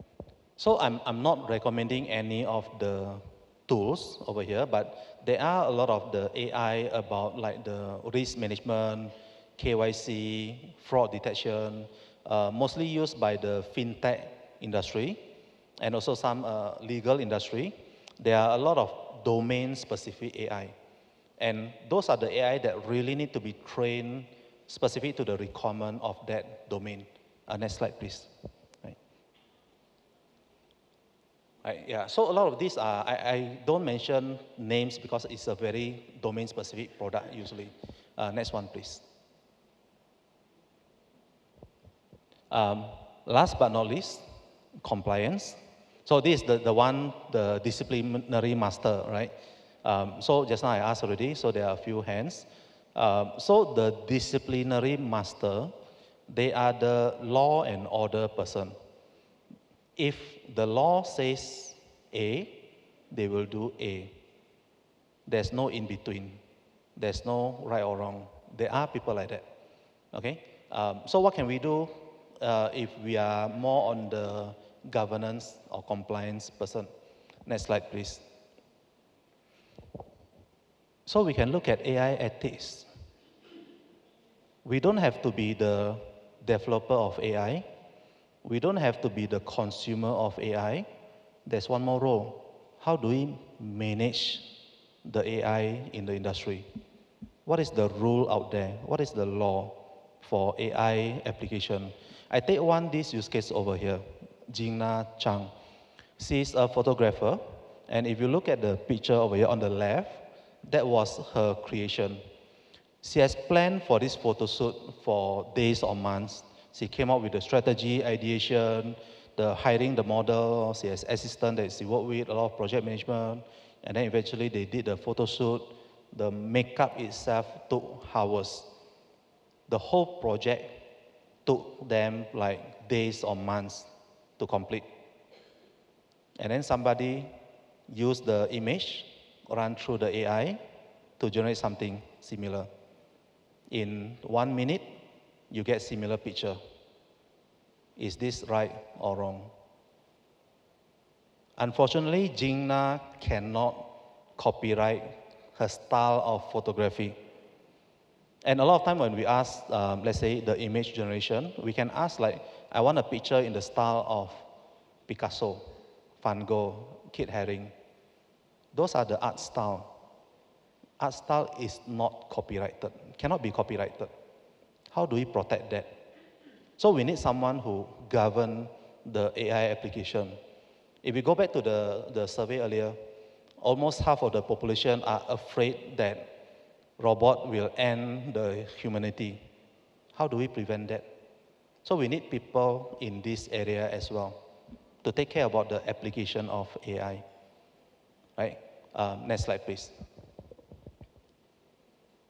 I just want to put disclaimer a bit. Huh? So at school, you are not allowed to use Gen AI for your research paper, right? Right. So there is a reason. Again, I mentioned about creative thinking.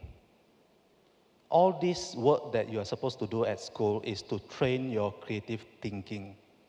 If you are not doing the creative thinking, if the AI is doing it for you, then what are you learning? You are learning to become AI tool. The AI is controlling you, and you don't want that, right? So, for me, my opinion is, if you ask me, I will respect the school policy, no AI for your research paper. That is to help you build your knowledge. There's a reason for that, right? No shortcut, okay? Next slide, please. Now, I think a lot of you have not raised your hand when I asked the question, okay? It's okay. I want you to reflect back later and maybe throughout the 2 days, think about who you are, what is your trait, what do you like, and maybe what kind of AI that you like to use later. Okay? Next one. And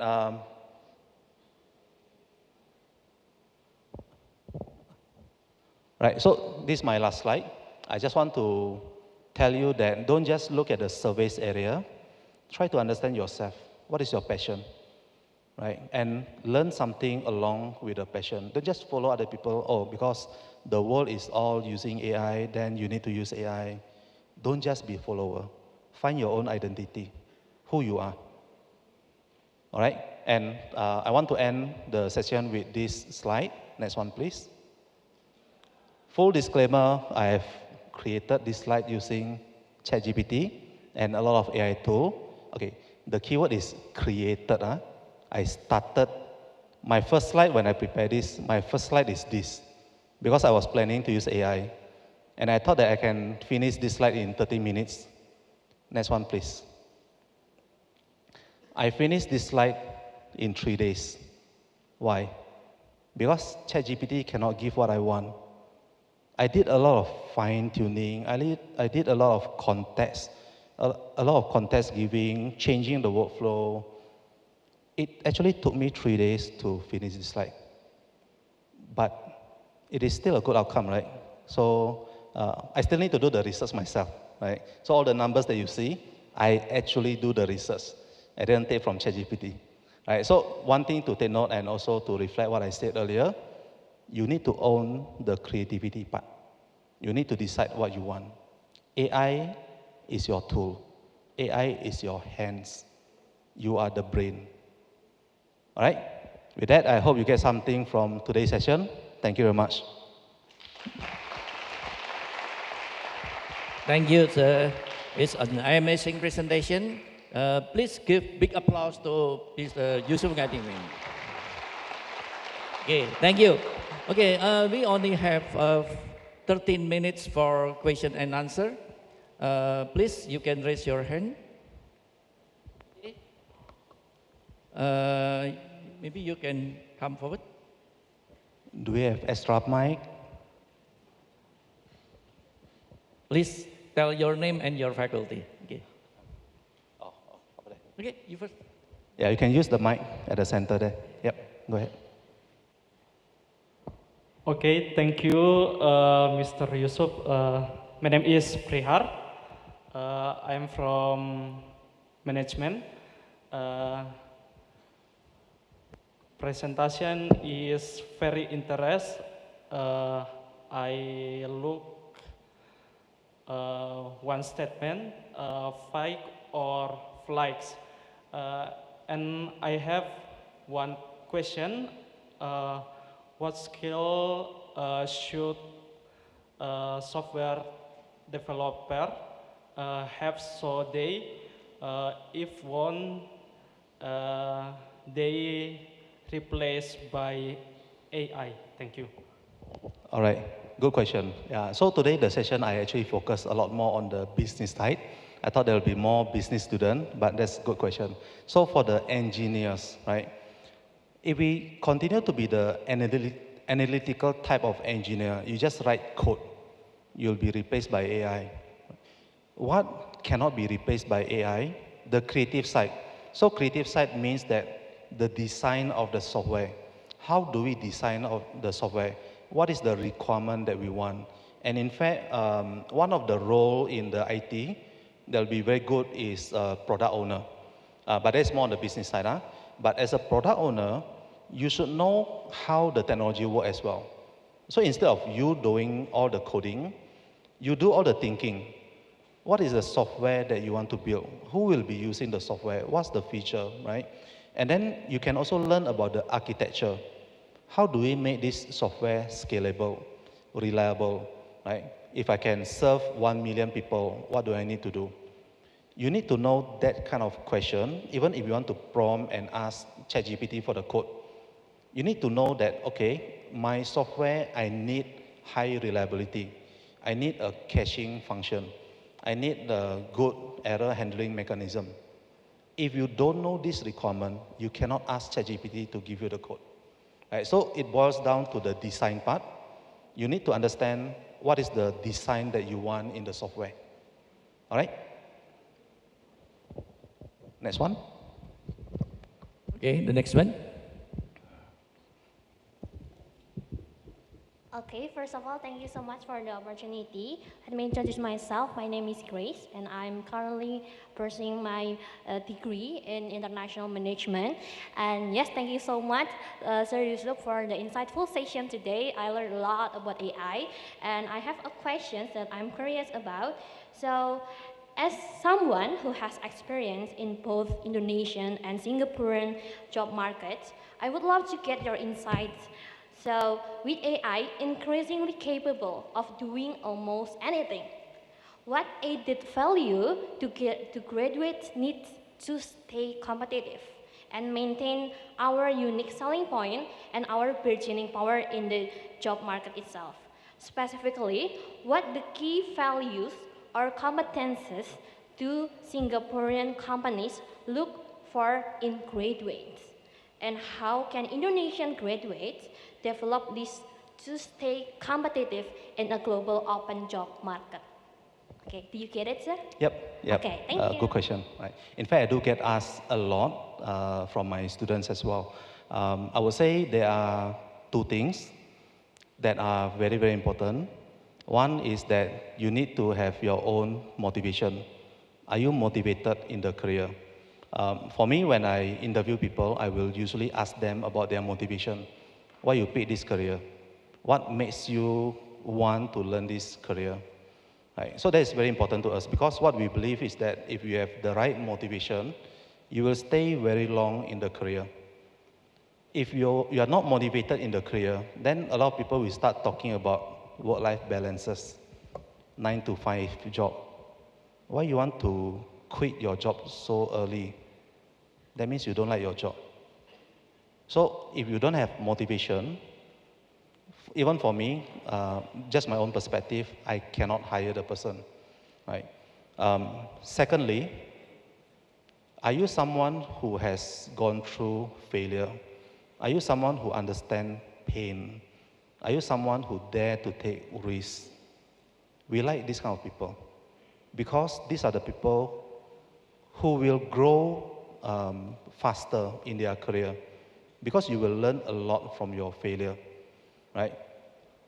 Now, your question is also, how do you compete with a lot of other people?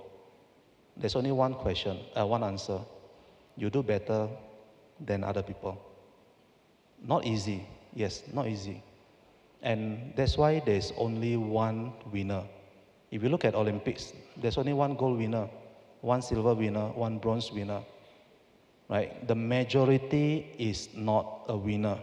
If you want to win, can you put in Olympics hour in your work, in your learning? If you can put in Olympics hour, then you can expect gold medal. If you are not putting Olympics hour, and I can just honestly tell you all that nowadays I see a lot of people who give up very early. Just join a company 3 months later, 6 months later, or 1 year, they resign. In fact, we have another statistic. About 60% people resign from the company within 1 year. That's not enough time for you to learn. If people can give up so early, how are you going to sustain your 40 years career? First year is just the beginning. You have 40 years to go, right? So perseverance and put in a lot of hard work. Cannot run away from that. There's no shortcut to it. All right? Anyone else? Okay. Somebody will ask a question from online. Okay. Pak Madya? Okay. Yes, please.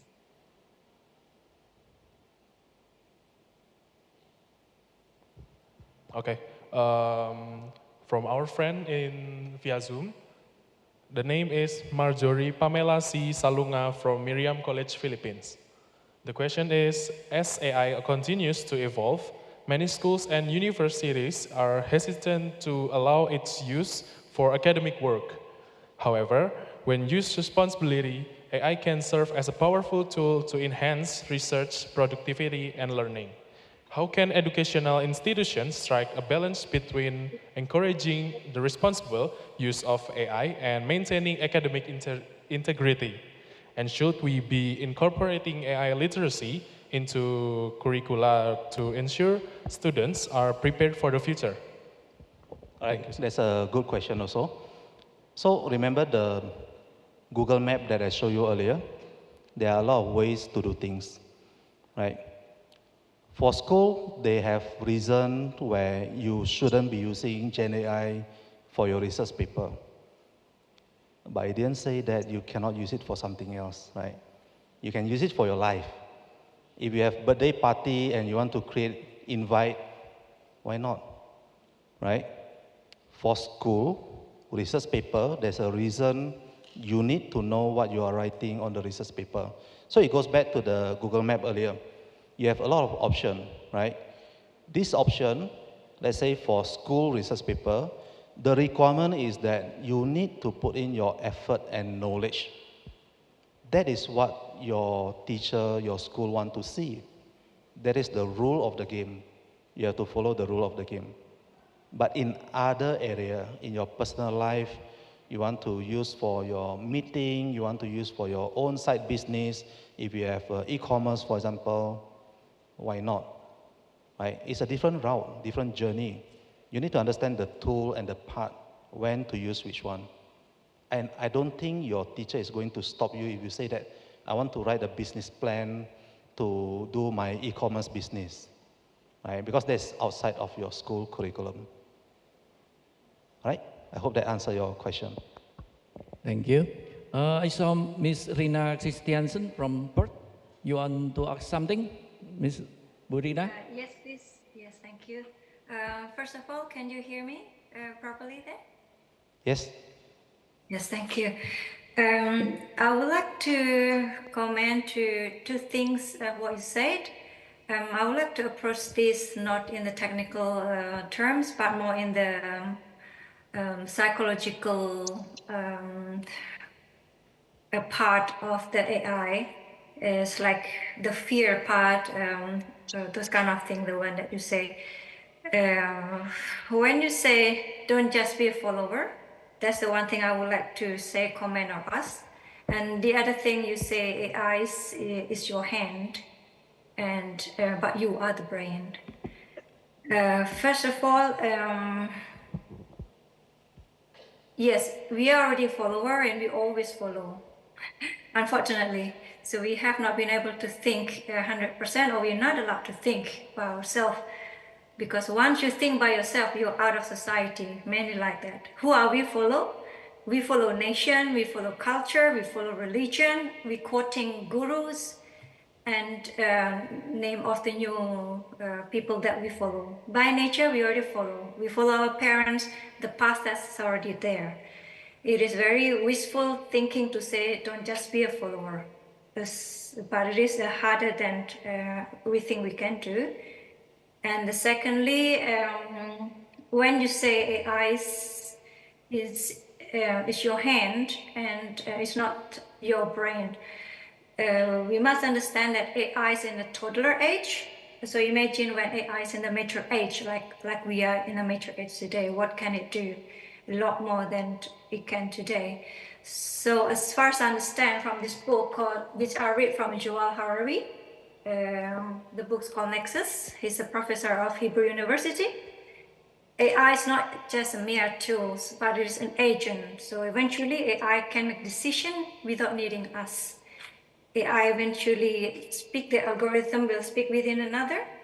So it will not ask for our permission to make decisions. So according to him, Yuval Harari, AI, actually the right terminology for AI is not really artificial intelligence, which is the terminology today. Artificial intelligence, perhaps it can think faster and do better than us, but it is actually, the right terminology would be alien intelligence. Why is alien intelligence? Because AI will think completely different than the way we think. So let's see if it is correct or not. So perhaps when you say, how can the AI does not understand me in terms of creativity? But perhaps the question is not the AI. Perhaps the question is in us, that we cannot make the detail we wanted to do. We cannot type with our brain. We cannot convey our own thought because it is rather limited. We cannot even verbalize, like I cannot even verbalize what I want to say right now. So that is the limitation of our thinking. So beside that, perhaps if you want me to question you regarding to the fear, the best way is, yes, we confront the fear, escape, fight or flight, but perhaps if we can uproot the fear, it would be good to uproot the fear. But there's also another problem, because in our culture and religion, fear is kind of nurtured rather than uprooted. We have to fear of something. In fact, is considered to be good. So, but the problem, if I ask you how to uproot the fear, okay, let's say you will answer me, this is how you uproot the fear that we have, which is very, psychologically very deep. If you tell me how to uproot the fear, and then let's say I'll follow you, then once again I'll become your follower.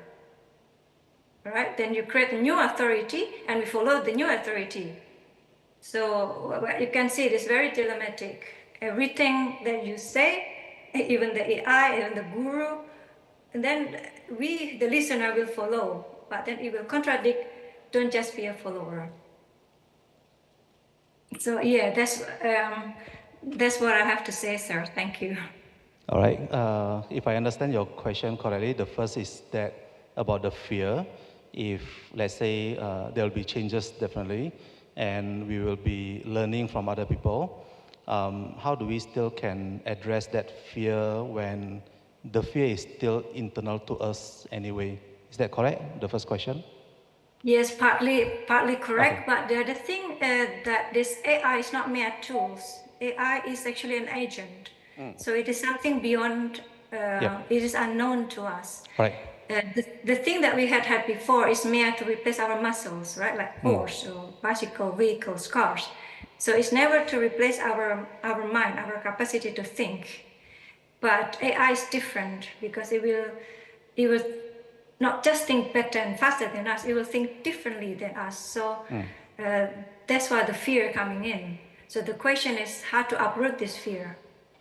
Yep, that's a very good question. In fact, the 10 traits that I've shown earlier, I mentioned that everyone will have multiple traits, right? But actually, based on our study, some of the traits can be contradicting as well.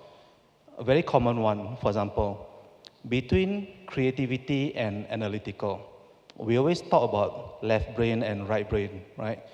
Right brain people are more hands-on, left brain people are more creative. And usually, most of the time, people cannot do both.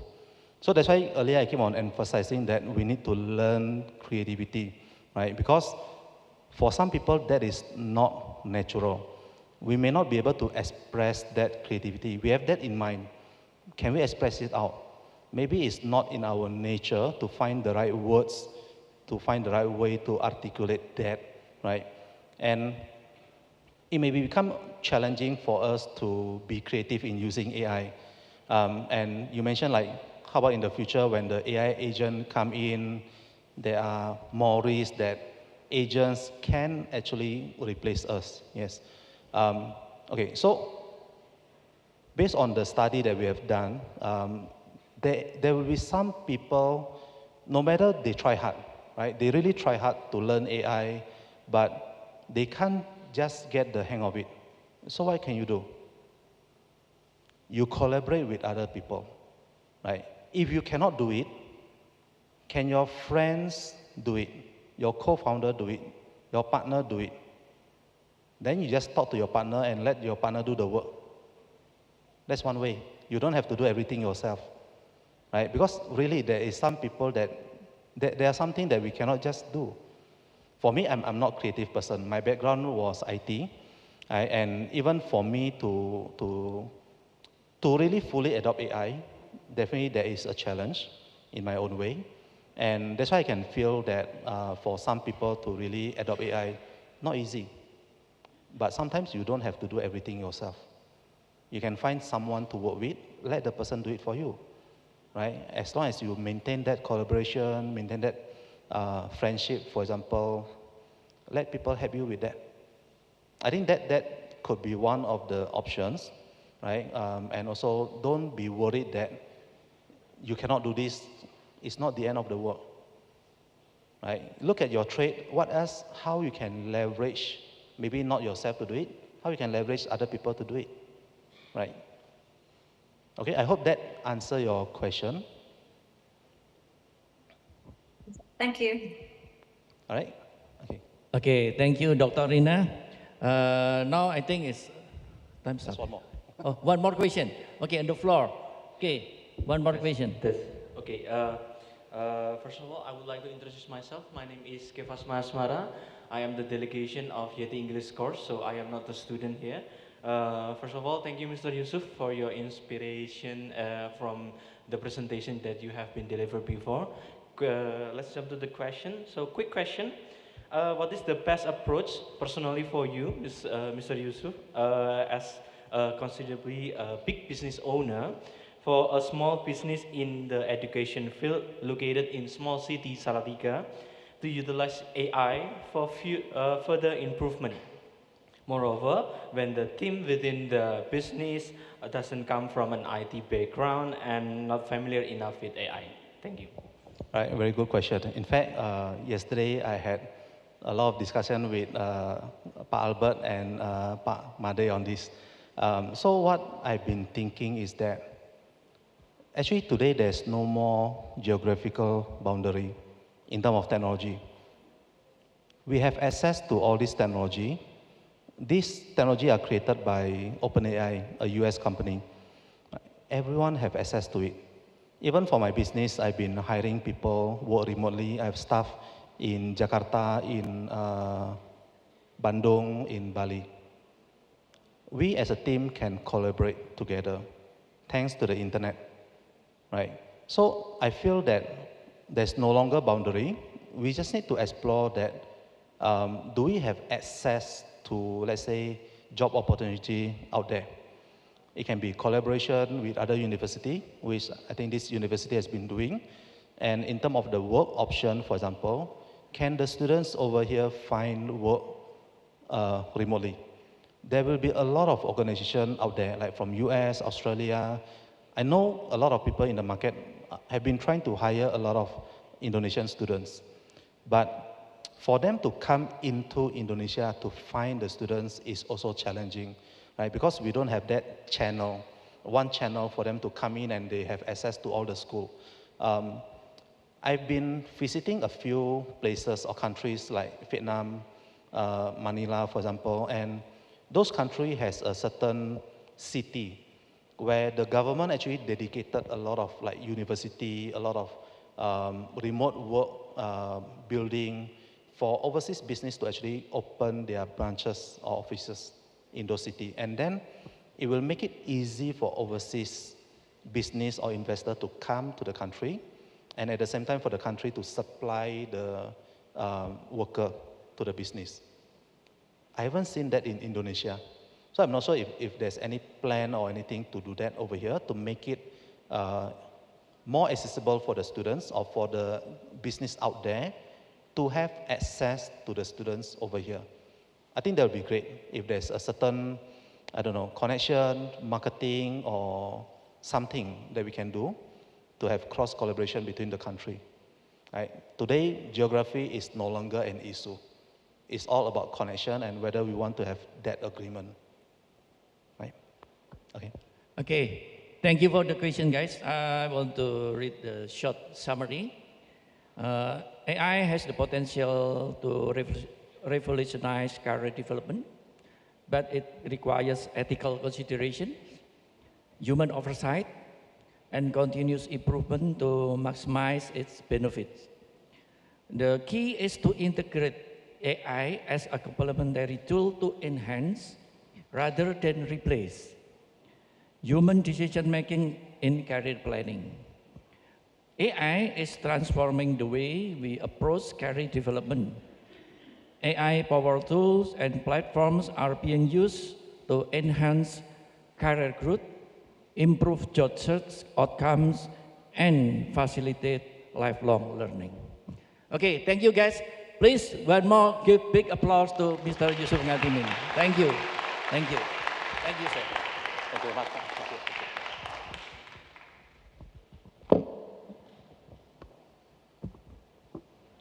Okay, everyone. We now invite Mr. Yusup Ngadimin and Dr. Antonio Surjo Abdi to remain on stage to receive a token of appreciation, which will be presented by the Dean of the Faculty of Economics and Business, Satya Wacana, Christian University.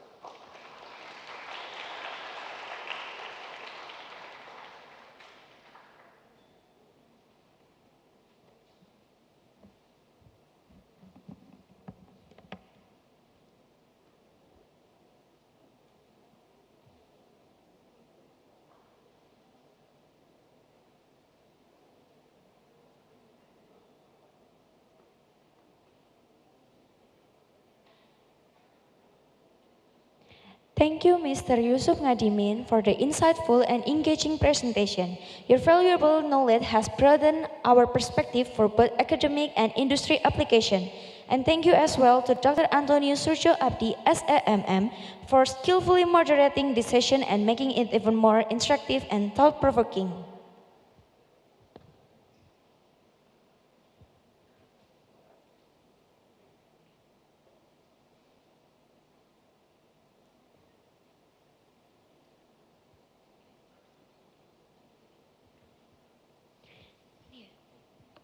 We kindly ask Mr. Yusup, Mr. Antonius, and Mr. Yefta to step down from the stage so we can document this moment with the participant.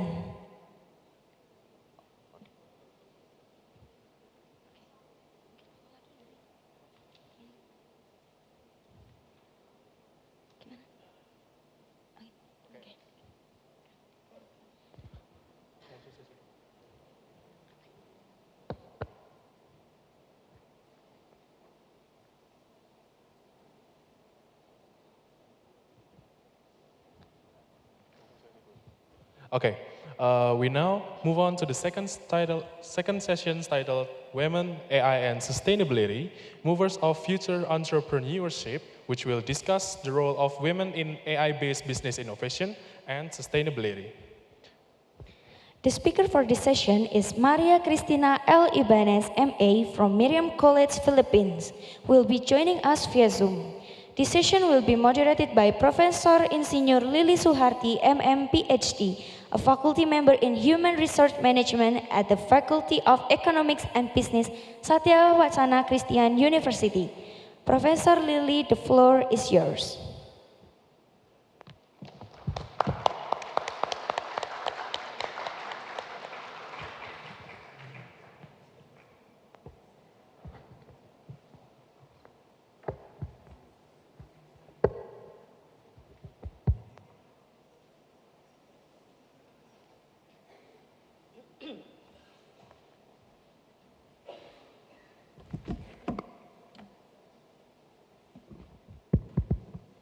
Okay, so good afternoon, ladies and gentlemen, in this room and also via online. Now I think we will enter to the second session from this seminar for today. And that already mentioned before, the topic that we are going to discuss in the second session will be Women, AI and Sustainability Movers of Future Entrepreneurship. And the speaker will be Ma'am Maria Christine Ibanez from Miriam College, Philippines. Hello, Ma'am Maria. Can you hear me? Afternoon. Yes, I could hear you. Can you hear me? Yes, thank you. Hello, good afternoon, everyone. Okay, so thank you very much for your willingness to share with us. Before starting our seminar, let's go to know Ma'am Maria better. Can you show the CV of her, please? CV of Maria. Okay. All right. Yeah. All right then. Because there is no CV, will be shown in the screen. Yeah. I will tell about Maria a little bit. Yeah. So from the CV that already we received, is about 9 pages. Maria, the name is Maria Christina Ibanez, Yeah, we can see from the CV, Okay, now Maria is a senior lecturer from Miriam College School of Business, Entrepreneurship and Accountancy, Katipunan Road, in Philippines. And if we look at the background of educational background of her, we can see that Ma'am Maria get her bachelor in 2001 from Science in Entrepreneurship from Miriam College, Quezon City. It's in Philippines, And she also get the Master in Strategic Human Resource Management, also from the same college.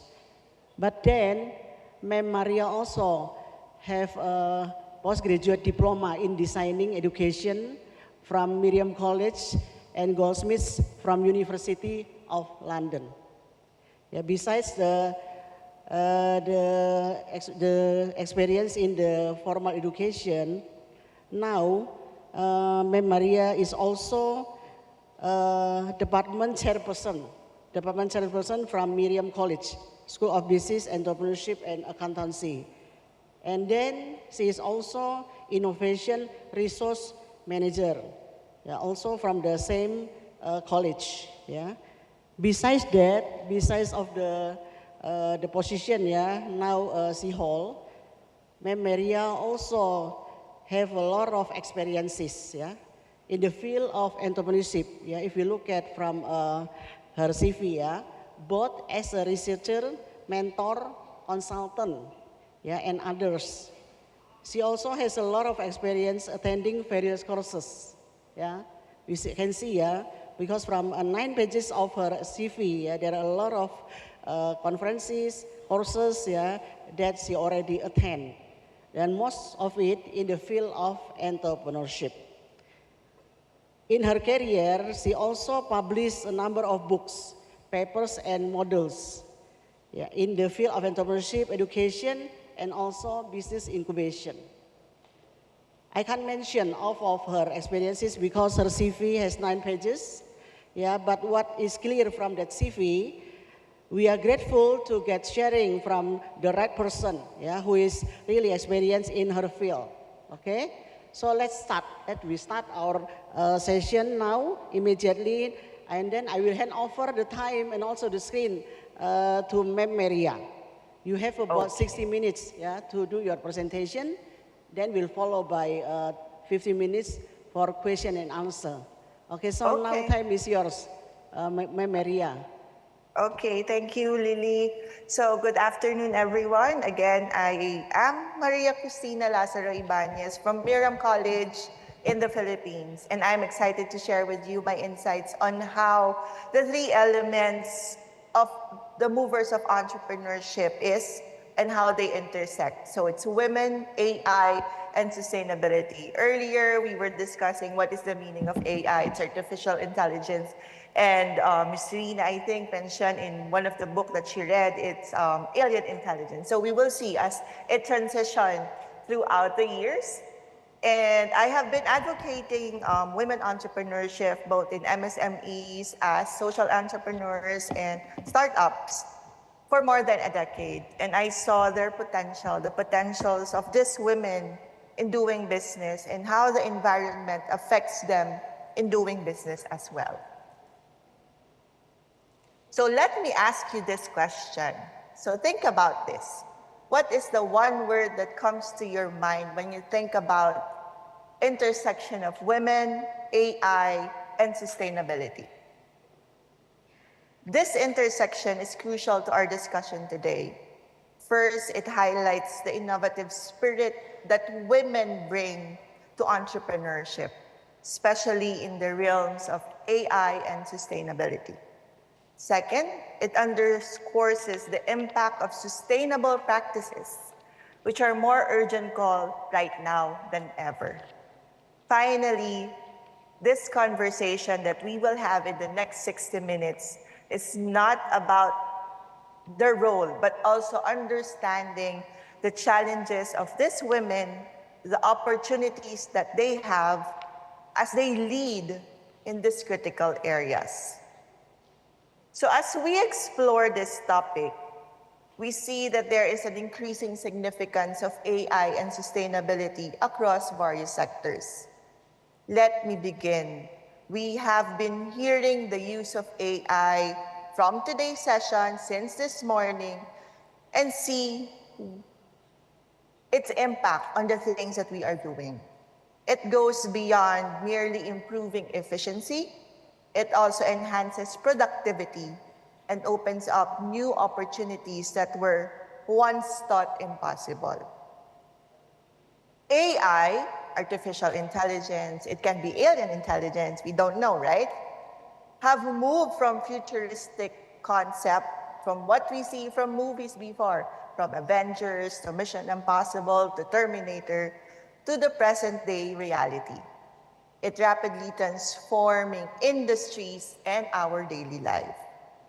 Its importance stems from its ability to analyze vast data sets, automate complex tasks, improve decision-making, and drive innovation across the different sectors. AI is enhancing efficiency, boosting our productivity as individuals, as entrepreneurs, as industry players, and many more. And this AI is creating new possibilities that were previously unimagined. From our personal experiences, our own learning experiences, it now encompasses the different fields of entrepreneurship. It's becoming a critical engine for economic growth and societal progress. So turning into sustainability, its importance has never been greater as of today, with rising issues such as climate change, resource depletion, pollution, and social inequality, we must prioritize sustainable practices. Sustainability is vital for fostering resilient community, protecting ecosystems, and ensuring a habitable planet for everyone. Sustainability encompassing environmental, social, and economic dimensions has become paramount due to the escalating global challenges that we are facing right now. Recognizing the finite nature of our planet's resources and the interconnectedness of human well-being, environmental health, sustainability is no longer an option, but a necessity for survival and prosperity for the current and future generations. So we must think not just as of today, but for the future. It drives the development. That's the reason why there is now, we have seen a lot of drives in different areas, like renewable energy, responsible consumption and production, foster social equity, and encourages the businesses to adopt practices that minimizes their negative impact while maximizing long-term value creation. Okay? So at the end of the day, sustainability is really crucial, especially now as we build a resilient community, something that we need to safeguard our ecosystem in the long run. Okay. So now let's see how women is in the unique perspective between AI and sustainability. Let's consider how their contribution, the contribution of these women entrepreneurs, are reshaping the intersection of AI and sustainability. Women entrepreneurs bring unique perspectives and a powerful potential in this intersection alongside, where am I? The goals that we want to achieve, okay? The women entrepreneurs, not only in the Philippines, not only in the Southeast Asian countries, but across the globe, are prioritizing social and environmental considerations in their ventures alongside understanding their traditional economic goals. This holistic approach not only fosters innovation, but ensures it's ethically grounded. Women entrepreneurs bring unique perspective and powerful potential in this landscape. Their collaborative styles and strong relationship building skills position themselves, as a catalyst for change. They have the potential to create solutions that are not just technologically advanced, but also socially impactful. In the face of the complex challenges, their resilience and creativity equip them to build businesses that contributes to a sustainable future. Women entrepreneurs are not just business leaders. They are change makers with a profound understanding of community needs. That's what makes them different. They possess an innate ability to spot opportunities that lead to sustainable solutions to real-world problems. Women entrepreneurs often demonstrate a keen awareness of community needs and are adept in identifying opportunities. Probably here in the Philippines, with my engagement with different MSMEs, social entrepreneurs, and startups, most of the women entrepreneurs that I know always have in mind a community that they would like to help or a community that they are working with. So in the face, their resiliency, their creativity, and ability to navigate complex challenges equip them to build businesses that are not only profitable, but also contribute to a more equitable and sustainable future. The increasing participation of women in the tech industry and entrepreneurship is not just a trend. I remember in one of the readings that I had a few weeks ago, for every 10 men entrepreneurs, there are 7 women. For 10 entrepreneurs, we could see half of them are women.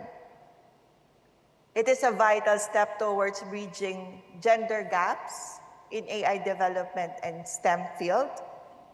This diverse representation is crucial. It ensures that the technologies are developed inclusively, reflecting the needs and values of our society as a whole. Moreover, the increasing women's participation in the tech industry and entrepreneurship can help bridge the existing gender gap, despite of being in the 21st century. This representation is crucial in ensuring that the AI technologies being developed right now and deployed in a way that is inclusive, unbiased, and reflects the needs and values of the society as well. When we empower women to lead and innovate, we unlock a wealth of talent. This talent can accelerate the development of responsible and forward-thinking businesses to contribute to a better future. So as we move forward, let's remember the importance of fostering an environment where women entrepreneurs can thrive, creating solutions that are not only innovative, but also equitable and sustainable. Again, good afternoon, everyone. So for today, our agenda are the following. We will discuss the highlights, what are the roles of women in driving innovative and ethical entrepreneurship using AI, and understanding sustainability. We will also delve in exploring the challenges that these women entrepreneurs face and see what are the strategies for fostering an inclusive innovation. When we talk about inclusive innovation, it's including women and other gender in building this inclusive entrepreneurial ecosystem. But first, let's understand how AI is shaping entrepreneurship right now. So here are the most common categories or subfields of AI that are used in entrepreneurship. The first one is machine learning. I'm not sure if this was discussed earlier, but machine learning allows systems to learn from data and improve their performance over time. It's about making smart decisions without explicit programming. This machine learning is crucial for entrepreneurs who want to leverage data to innovate. ML focuses on enabling computer systems to learn from data without being programmed, as mentioned earlier. It can analyze patterns in data to make predictions and decisions. So how do entrepreneurs use ML? So it can be used as predictive analytics so that they could do forecasting demand, identify customer churn, do a recommendation system, or probably create a personalized marketing. Another subcategory is the natural language processing. This is how computers understand and respond to human language. Okay? So for entrepreneurs, NLP means creating more intuitive customer interaction and improving communication within teams. It's the interaction between, as mentioned, computer and human language. So entrepreneurs can leverage NLP because nowadays you could see a lot of chatbots, virtual assistants for customer service, sentiment analysis of customer feedback, and automated content generation. So that's where natural language processing is used. Another subcategory is the computer vision. This technology enables machine to interpret and make decisions based on visual designs.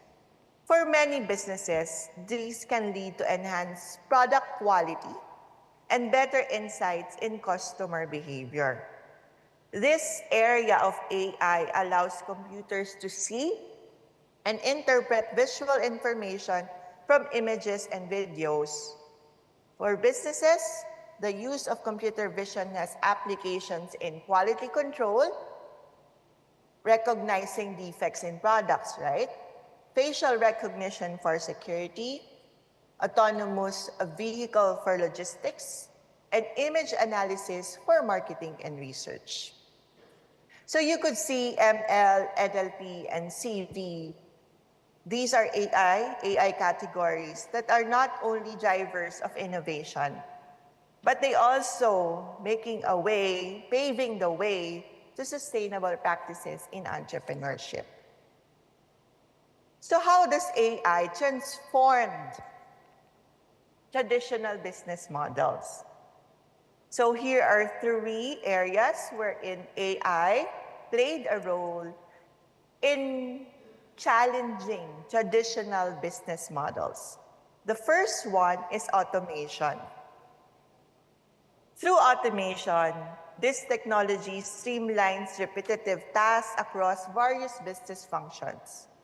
Diba? Imagine our world before, soaring with efficiency, cost jobs, and human employees are liberated from more strategic and creative endeavors. AI-powered automation streamlines repetitive tasks across various business functions, from manufacturing and data entry to customer service and marketing campaign. At the end of the day, automation increases efficiency, reduces costs, and frees up human employees for more. So they are tasked now to a more strategic and creative work. The next one is data-driven insights. AI excels at analyzing large and complex data sets, extracting insights that human might overlook. This capability allowed businesses to make informed decisions about product development, market targeting, pricing strategies, and operational improvement.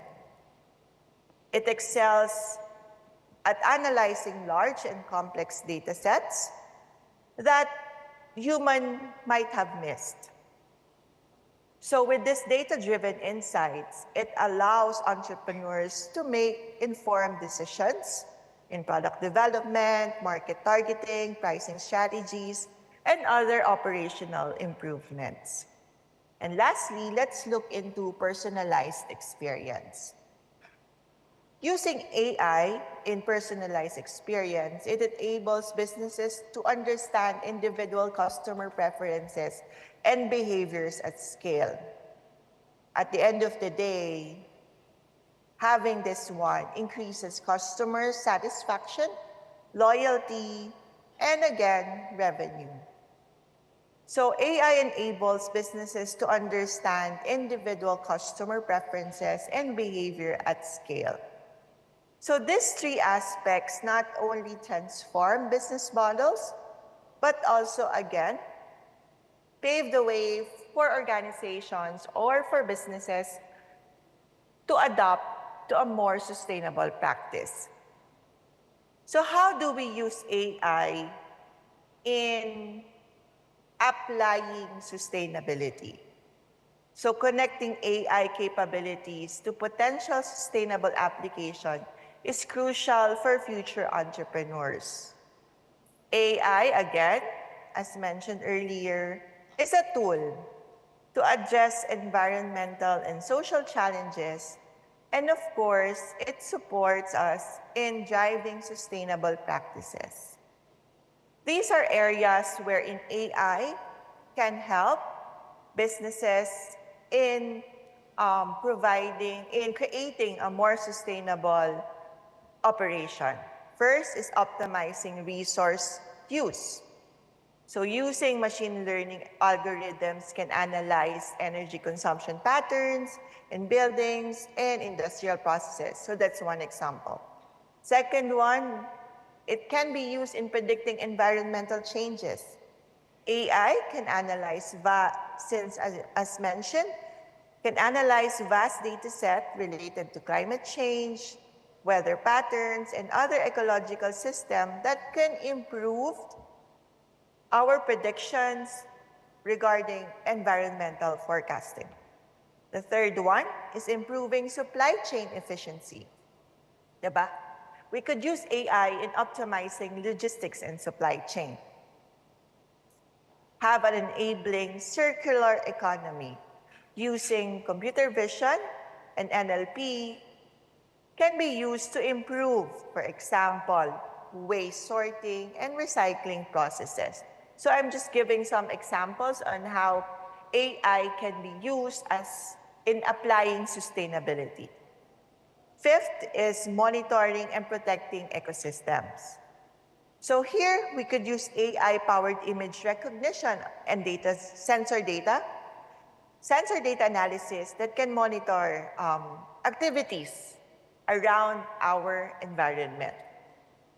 So by leveraging these AI capabilities in the things that we are doing, women entrepreneurs can develop innovative and impactful businesses that does not just generate economic value, but also contribute to a more sustainable and equitable future. So now let's see how sustainability is an edge, how it become a competitive edge.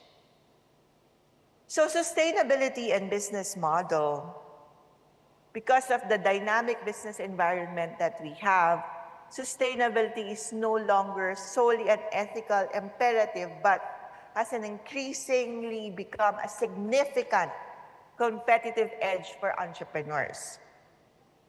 The shift is driven by evolving customer values, economic realities, and technological advancement, okay? So consumer awareness on environmental and social issues has dramatically increased in recent years. Integrating sustainability into business model can yield different tangible benefits that contributes to a competitive advantage. The first one is cost saving. The second one is brand differentiation. And the last one is access to new markets.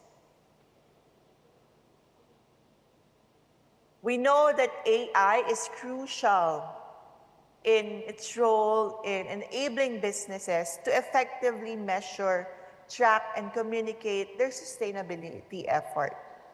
So how AI can enhance measurement and communication of their sustainability efforts? The first one is enhanced measurement and data collection. Using AI, can analyze, as mentioned earlier again, it could analyze vast amount of data from various sources to provide an accurate and real-time insights into a company's environment and social impact. Second is improving tracking and reporting. AI-powered platforms can automate the process of collecting, analyzing, and reporting sustainable data, meaning reducing administrative burden and improving accuracy in reporting. Effective communication and transparency. AI can help business communicate their sustainability effort more effectively to consumers and other stakeholders. Okay. Here are some case studies on women tech founders for sustainable future. So we have Rhea Thompson. She is the founder of Sea Sprout, a biomaterial innovation that transforms shrimp waste into a biodegradable product for the horticulture and agriculture industry. Next, we have the founder of Fidata Limited, Dr. Maria Vigliotti, a climate tool that enables teams to accurately extract and analyze ESG, that's environment, social, and governance data from multiple sources. We also have the co-founder of Deploy Tech, Baron Kayali, who produces eco-friendly flat packaged concrete products such as portable concrete water tank and concrete portable slabs.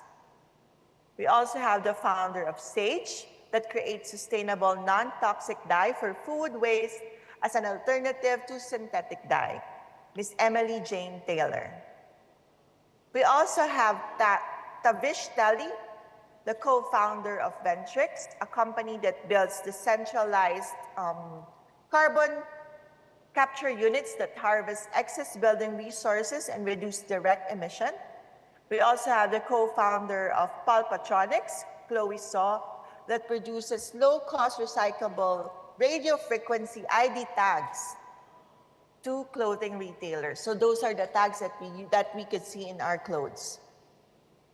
We also have the co-founder of Terramira, Jean Begon-Norse, who produces a bio-based alternative to synthetic elastane for stretch material, clothing, and textiles.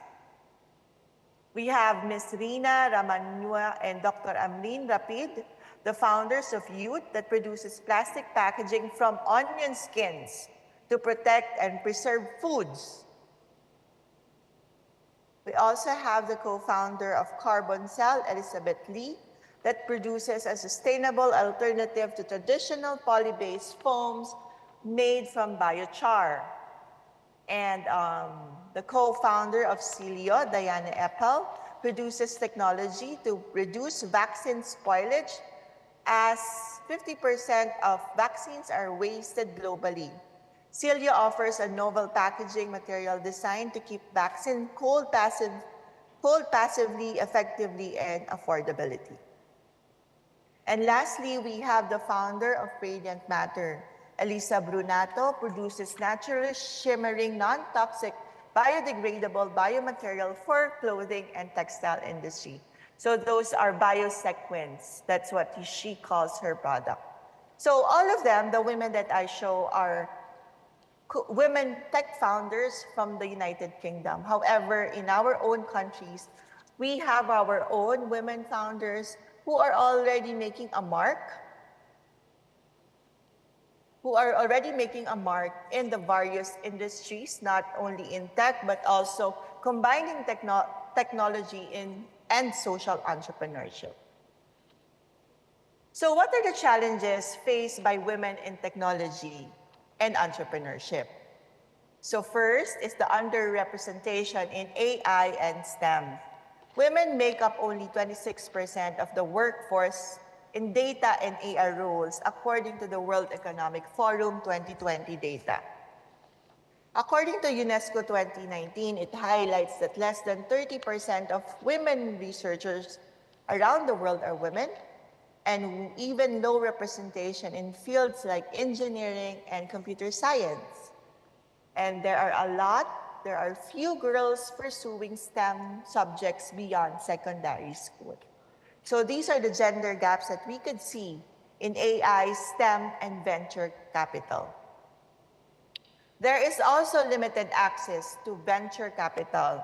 According to PitchBook data from 2021, it revealed that less than 3% of women venture capitalists goes to women-funded companies. Similarly, in the Philippines, this is one of the problems that women entrepreneurs faces, the limited access to venture capital, to funding as well.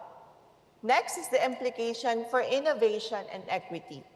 So the lack of diverse perspectives in AI development can lead to biased algorithms, since there is a gender gap in STEM, AI, and venture capital, right? So the perspective now becomes more on the male. So we would like to have that to have a inclusive perspective.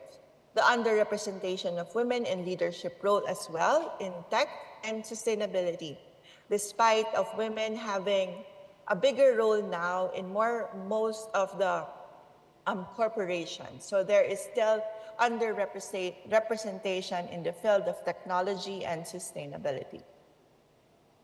We also see social, cultural, and systemic challenges. So these are the areas. There are still societal biases and stereotypes because us being women, the impact of unequal caregiving responsibilities and the lack of flexible work arrangements for women, the challenges of networking and accessing influencer circles as well, the double bind of tech and sustainability leadership. Since we see that women, technology is a male-dominated industry, we see that if women is there, we still have a double standard. So how are we going to empower these women entrepreneurs? So here are some strategies to foster an inclusive innovation. We have to create a supportive ecosystem for women innovators. That's why it's important to set up a community of mentors, to have a mentors network, a peer support group, and communities as well. An increasing role of incubators and accelerators that are tailored fit to the needs of these women startups, women co-founders. A big role of education, mentorship, and policy.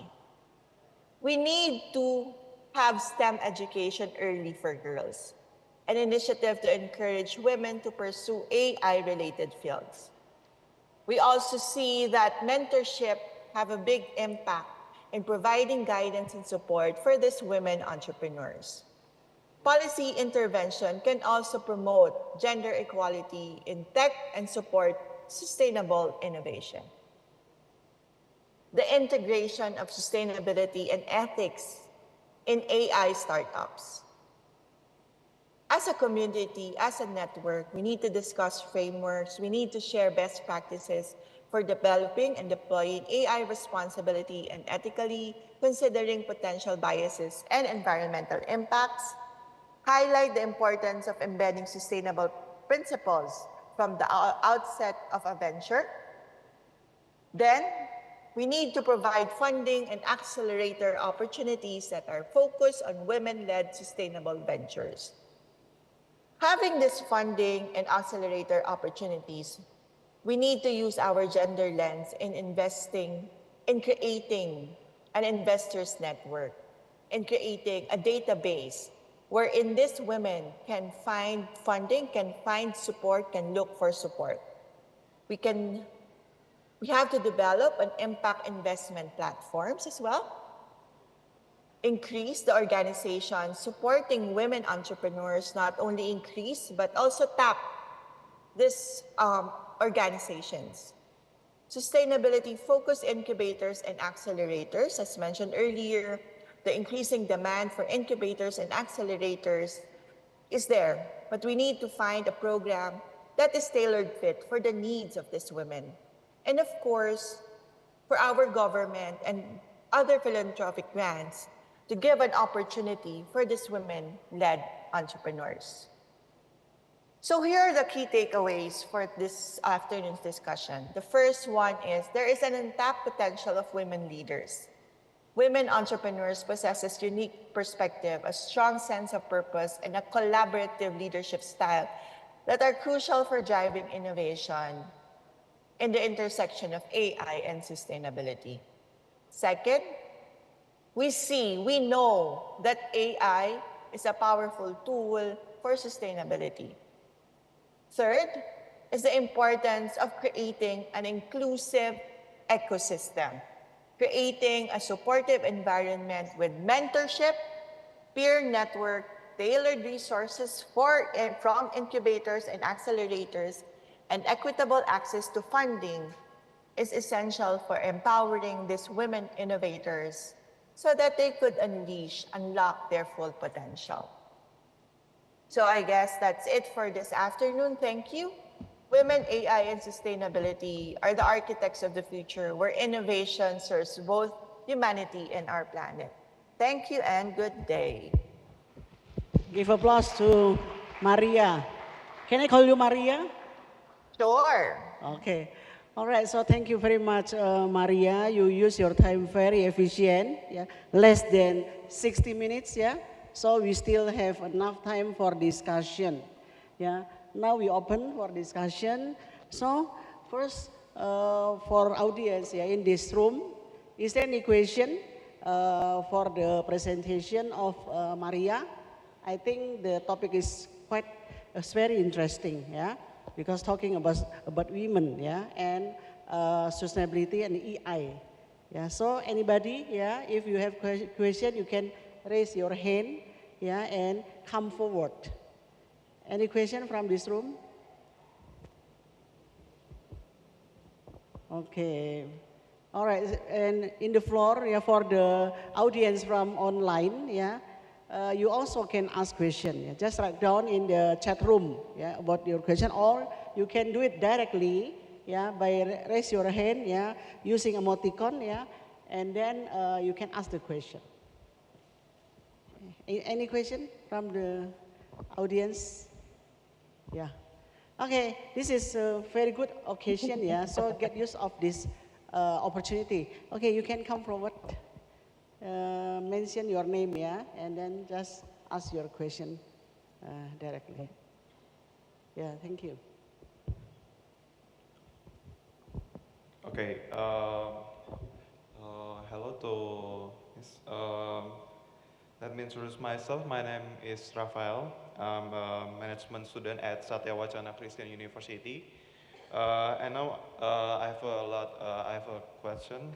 So I have a growing interest in leadership trends and how they shape the future of the entrepreneurship, especially in the context of innovation and disruption. Given the rise of disruption leadership styles is bold, controversial, and often counter to mainstream norms, as exemplified by global figures like, as we can look in this very situation, like Donald Trump and the CEO of Twitter, Elon Musk. To what extent, do you think this leadership model will shape the future landscape of the entrepreneurship? Additionally, it is possible for a localized version of such leadership to emerge as a key driver of structural transformation within Indonesia entrepreneurial ecosystem. So that's all on my question. Thank you. Thank you, Rafael. Maria, Okay. can you get it? Yeah. Did I get it right? His question is the leadership trends happening right now, how the US President, Elon Musk, is running, right? Yes, that's right. Yeah, asking the leadership style such as Donald Trump, yeah, and its impact to the and how long it will stay, or will it stay, or will not stay, right? Yes. Yeah, because I have a very, I think I lost Rafael somewhere there as he was speaking. So I think it's in terms of leadership trends right now, we see that the likes of the US President, oh my God, don't quote me.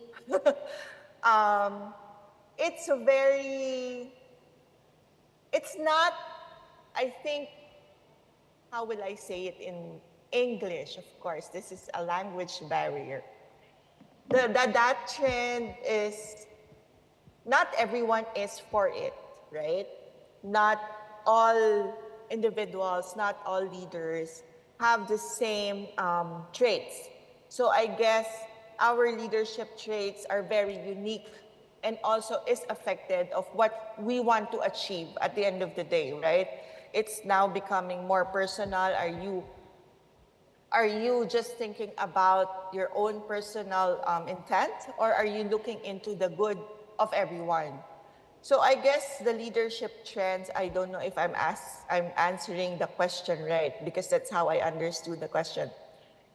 The traits of a leader depend on the environment that they have and what are their goals. So not all leaders are like them. I guess for my own perspective, it will not stay. as long as there are more leaders who will step up beyond their personal, how do I say that? Beyond what they want personally. So we have to think of, as a leader, what we have to think of is how we could improve our community, our society, our stakeholders, and understand their needs so that our style, our leadership style will be beneficial and will be accepted by many. So I think, Lily, does that make sense? Yes. Okay, because actually that the topic of our discussion will be about the women, yeah, and yes, and AI, yeah, and sustainability. I think there is a lot of things, yeah, to be discussed, yeah. But that is Rafael's good question because maybe something that he want to know, yeah. Maybe I can add a little, yeah. I think the leaders.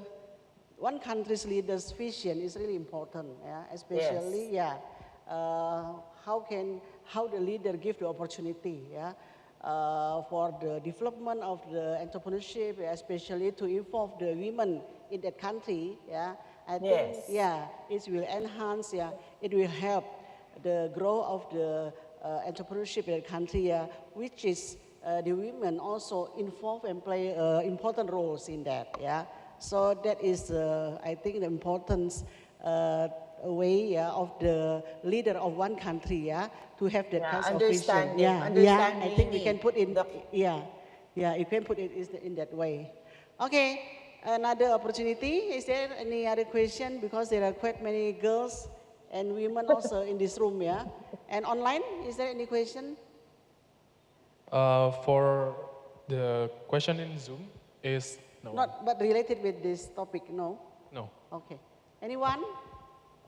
Okay, maybe if they still think about the question, yeah, Maria, maybe I will ask quite a simple question, yeah. As we know that, as you have mentioned, and you really put it in clear way, yeah, about the advantages, the benefit of the AI, and also the advancement, in the future. This is something that we cannot deny, yeah. It will be grow and have a progress, yeah. But still, women that can really utilize this opportunity, it depends on their ability, yeah, to use the technology. Yeah? Yes. In fact, that in the countries such as Indonesia, especially the developing countries, we know that most of the population, especially women, maybe still have a quite big quantity of them, they don't really have a good education background, and then they also maybe have a limitation in access, that kinds of technology, So, you do have any suggestion? What should they do then? Especially, for that kinds of women, because they do their business very small scale, So Lily, usually as mentioned again, I think it was mentioned by the speaker earlier, collaboration is needed, really. So we don't know everything, especially that if we are talking about education, technology background of women are very much limited. So if we really want to go into this field, understanding them, we have to learn how to collaborate with other individuals, find a mentor who could help you and support you as a women entrepreneur so that you could develop that skill and also understand. But while developing that skill, you could probably learn. So we are lifelong learners. So at the end of the day, if we are going into that kind of technology, if we are setting up that kind of venture wherein technology plays a big role, we have to learn ourselves. So aside from collaborating, finding the right mentor, knowing the right person, you have to equip yourself. Because that's what entrepreneurship is, right? You have to learn, unlearn, and relearn. because of the evolving, the changing environment that we have. So I guess that's one aspect that I could suggest women, especially that we see that we are lacking in terms of educational background. If we are lacking in tech know-how, we can. That's what we do here in the Philippines. Every time I mentor women founders who would like to do a new technology or would like to explore this kind of technology, but really doesn't know how, I connect them with the right people, with the right mentor, they collaborate. But at the end of the day, they also try to improve themselves, so they learn it themselves. Okay. Yeah, thank you. Yeah, so self-learning is really important, yeah, nowadays. I mean, besides maybe government can help, yeah, to empower them, but they themselves should realize and have awareness to improve their ability. Okay, so thank you, Maria. All right, is there any question? We still have times about 5 minutes. Panitia, do you have souvenir for? It's a long time, Lily. One more maybe. Any question? Okay. Huh? Ibu Ivon? Yeah. Thank you, Bu Ivon, yeah. Okay, thank you. I will introduce myself. My name is Yvonne, and I am a management student in Satya Wacana University, Christian University. Given the transformation of women's roles from being historical marginalized to becoming key agents of change across various sectors, including technology, how can women's unique contribution, such as empty community-driven leadership and emotional resilience, be strategical leverage to expand the implementation of AI across all levels of society and foster inclusive entrepreneurship in Indonesia? Thank you. Okay. So I think Indonesia and the Philippines are kind of similar in terms of doing business and in terms of having skills, right? So the transformation of our schools in becoming agents of change, and us women having that traits already, we can leverage them, specifically as we embrace AI and other technologies by improving. I think here in the Philippines, how we leverage on that one is since a lot of women are with the traits that you mentioned, empathy and all of that, we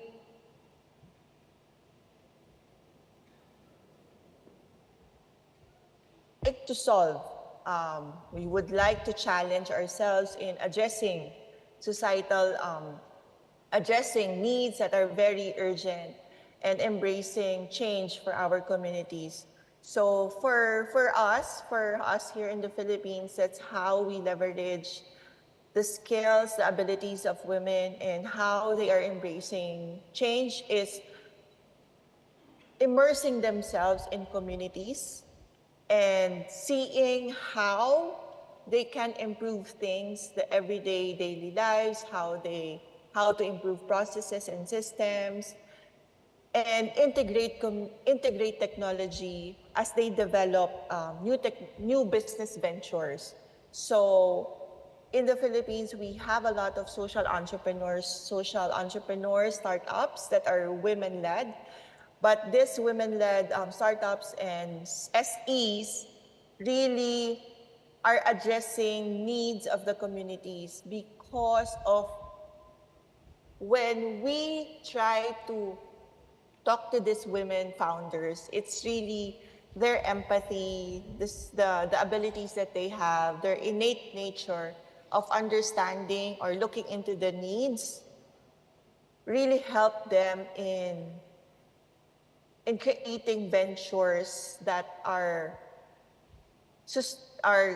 creating ventures that helps the community and sustain them. So that's how I think Indonesia can leverage as well. I actually went to Indonesia a year ago to look into the social entrepreneurship aspect and women entrepreneurship. But as mentioned by Lily earlier, it's still not so advanced compared to other countries, probably because of our culture and of course our background ourselves. But we saw that the skills and abilities that we have are really essential and would help in looking into the in-depth needs of the community and addressing those changes that we want using technology and making it sustainable. Yeah. Okay, yeah. Bu Foni, have you got the answer? Okay. All right, yeah. So maybe, is there anyone want to give comment or maybe a question? Okay, maybe it's enough because we're quite clear, yeah. The PowerPoint material and also the explanation is quite clear, yeah, about this session, yeah, about what is the relationship between women, AI and sustainability, yeah. Maria, I try to make a conclusion, yeah, based on your presentation, yeah. So from this sharing session, it can be concluded that AI is developing very quickly and rapidly. The presence of AI provides many benefits and opportunities in various fields, including entrepreneurship. AI also greatly supports the progress of women's businesses that can utilize it well, so that it can contribute to the innovativeness and business sustainability. In reality, the number of women who can utilize AI for entrepreneurial progress is still relatively small. No. Yeah, for this reason, structured efforts are needed from various parties to empower women to be able to utilize AI advances for the betterment of their welfare. Another note is that AI must be used ethically, inclusively, and produce dignified innovation, so that the impact of using AI will be useful for humans and this planet sustainability in the future. Okay, yeah, so finally we come to the end of the session. Let's give a big applause to Maria once again. Yeah. So thank you very much, everyone. Maria. I return the time and also screen to the committee. Thank you. Thank you. Okay, let's give a big applause for Miss Maria and Professor Lily Suharti. Okay, thank you for the outstanding insight, Miss Maria L.Ibanez. And our sincere appreciations also goes to Professor Lily Suharti for guiding the session so effectively. We kindly ask Prof. Lily Suharti to remain on stage to receive a token of appreciation from the head of the Management Undergraduate Program, Emmanuel Madea Sakti, SA, MSc.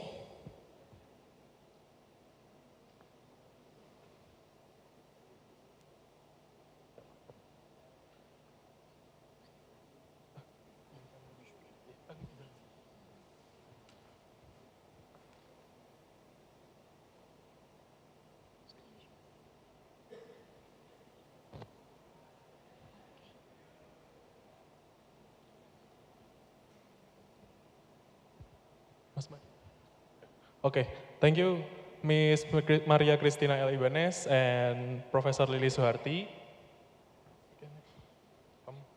Okay, everyone, participants who attend both session 1 and session 2 are required to scan the barcode display on the screen in order to receive their certificate. You have 3 minutes to complete this process.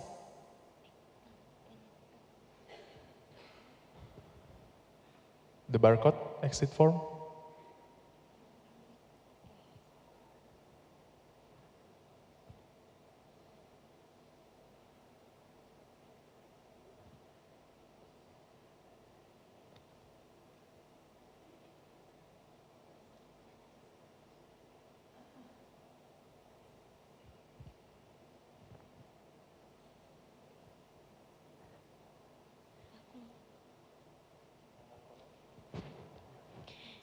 You have 3 minutes to complete this process, everyone.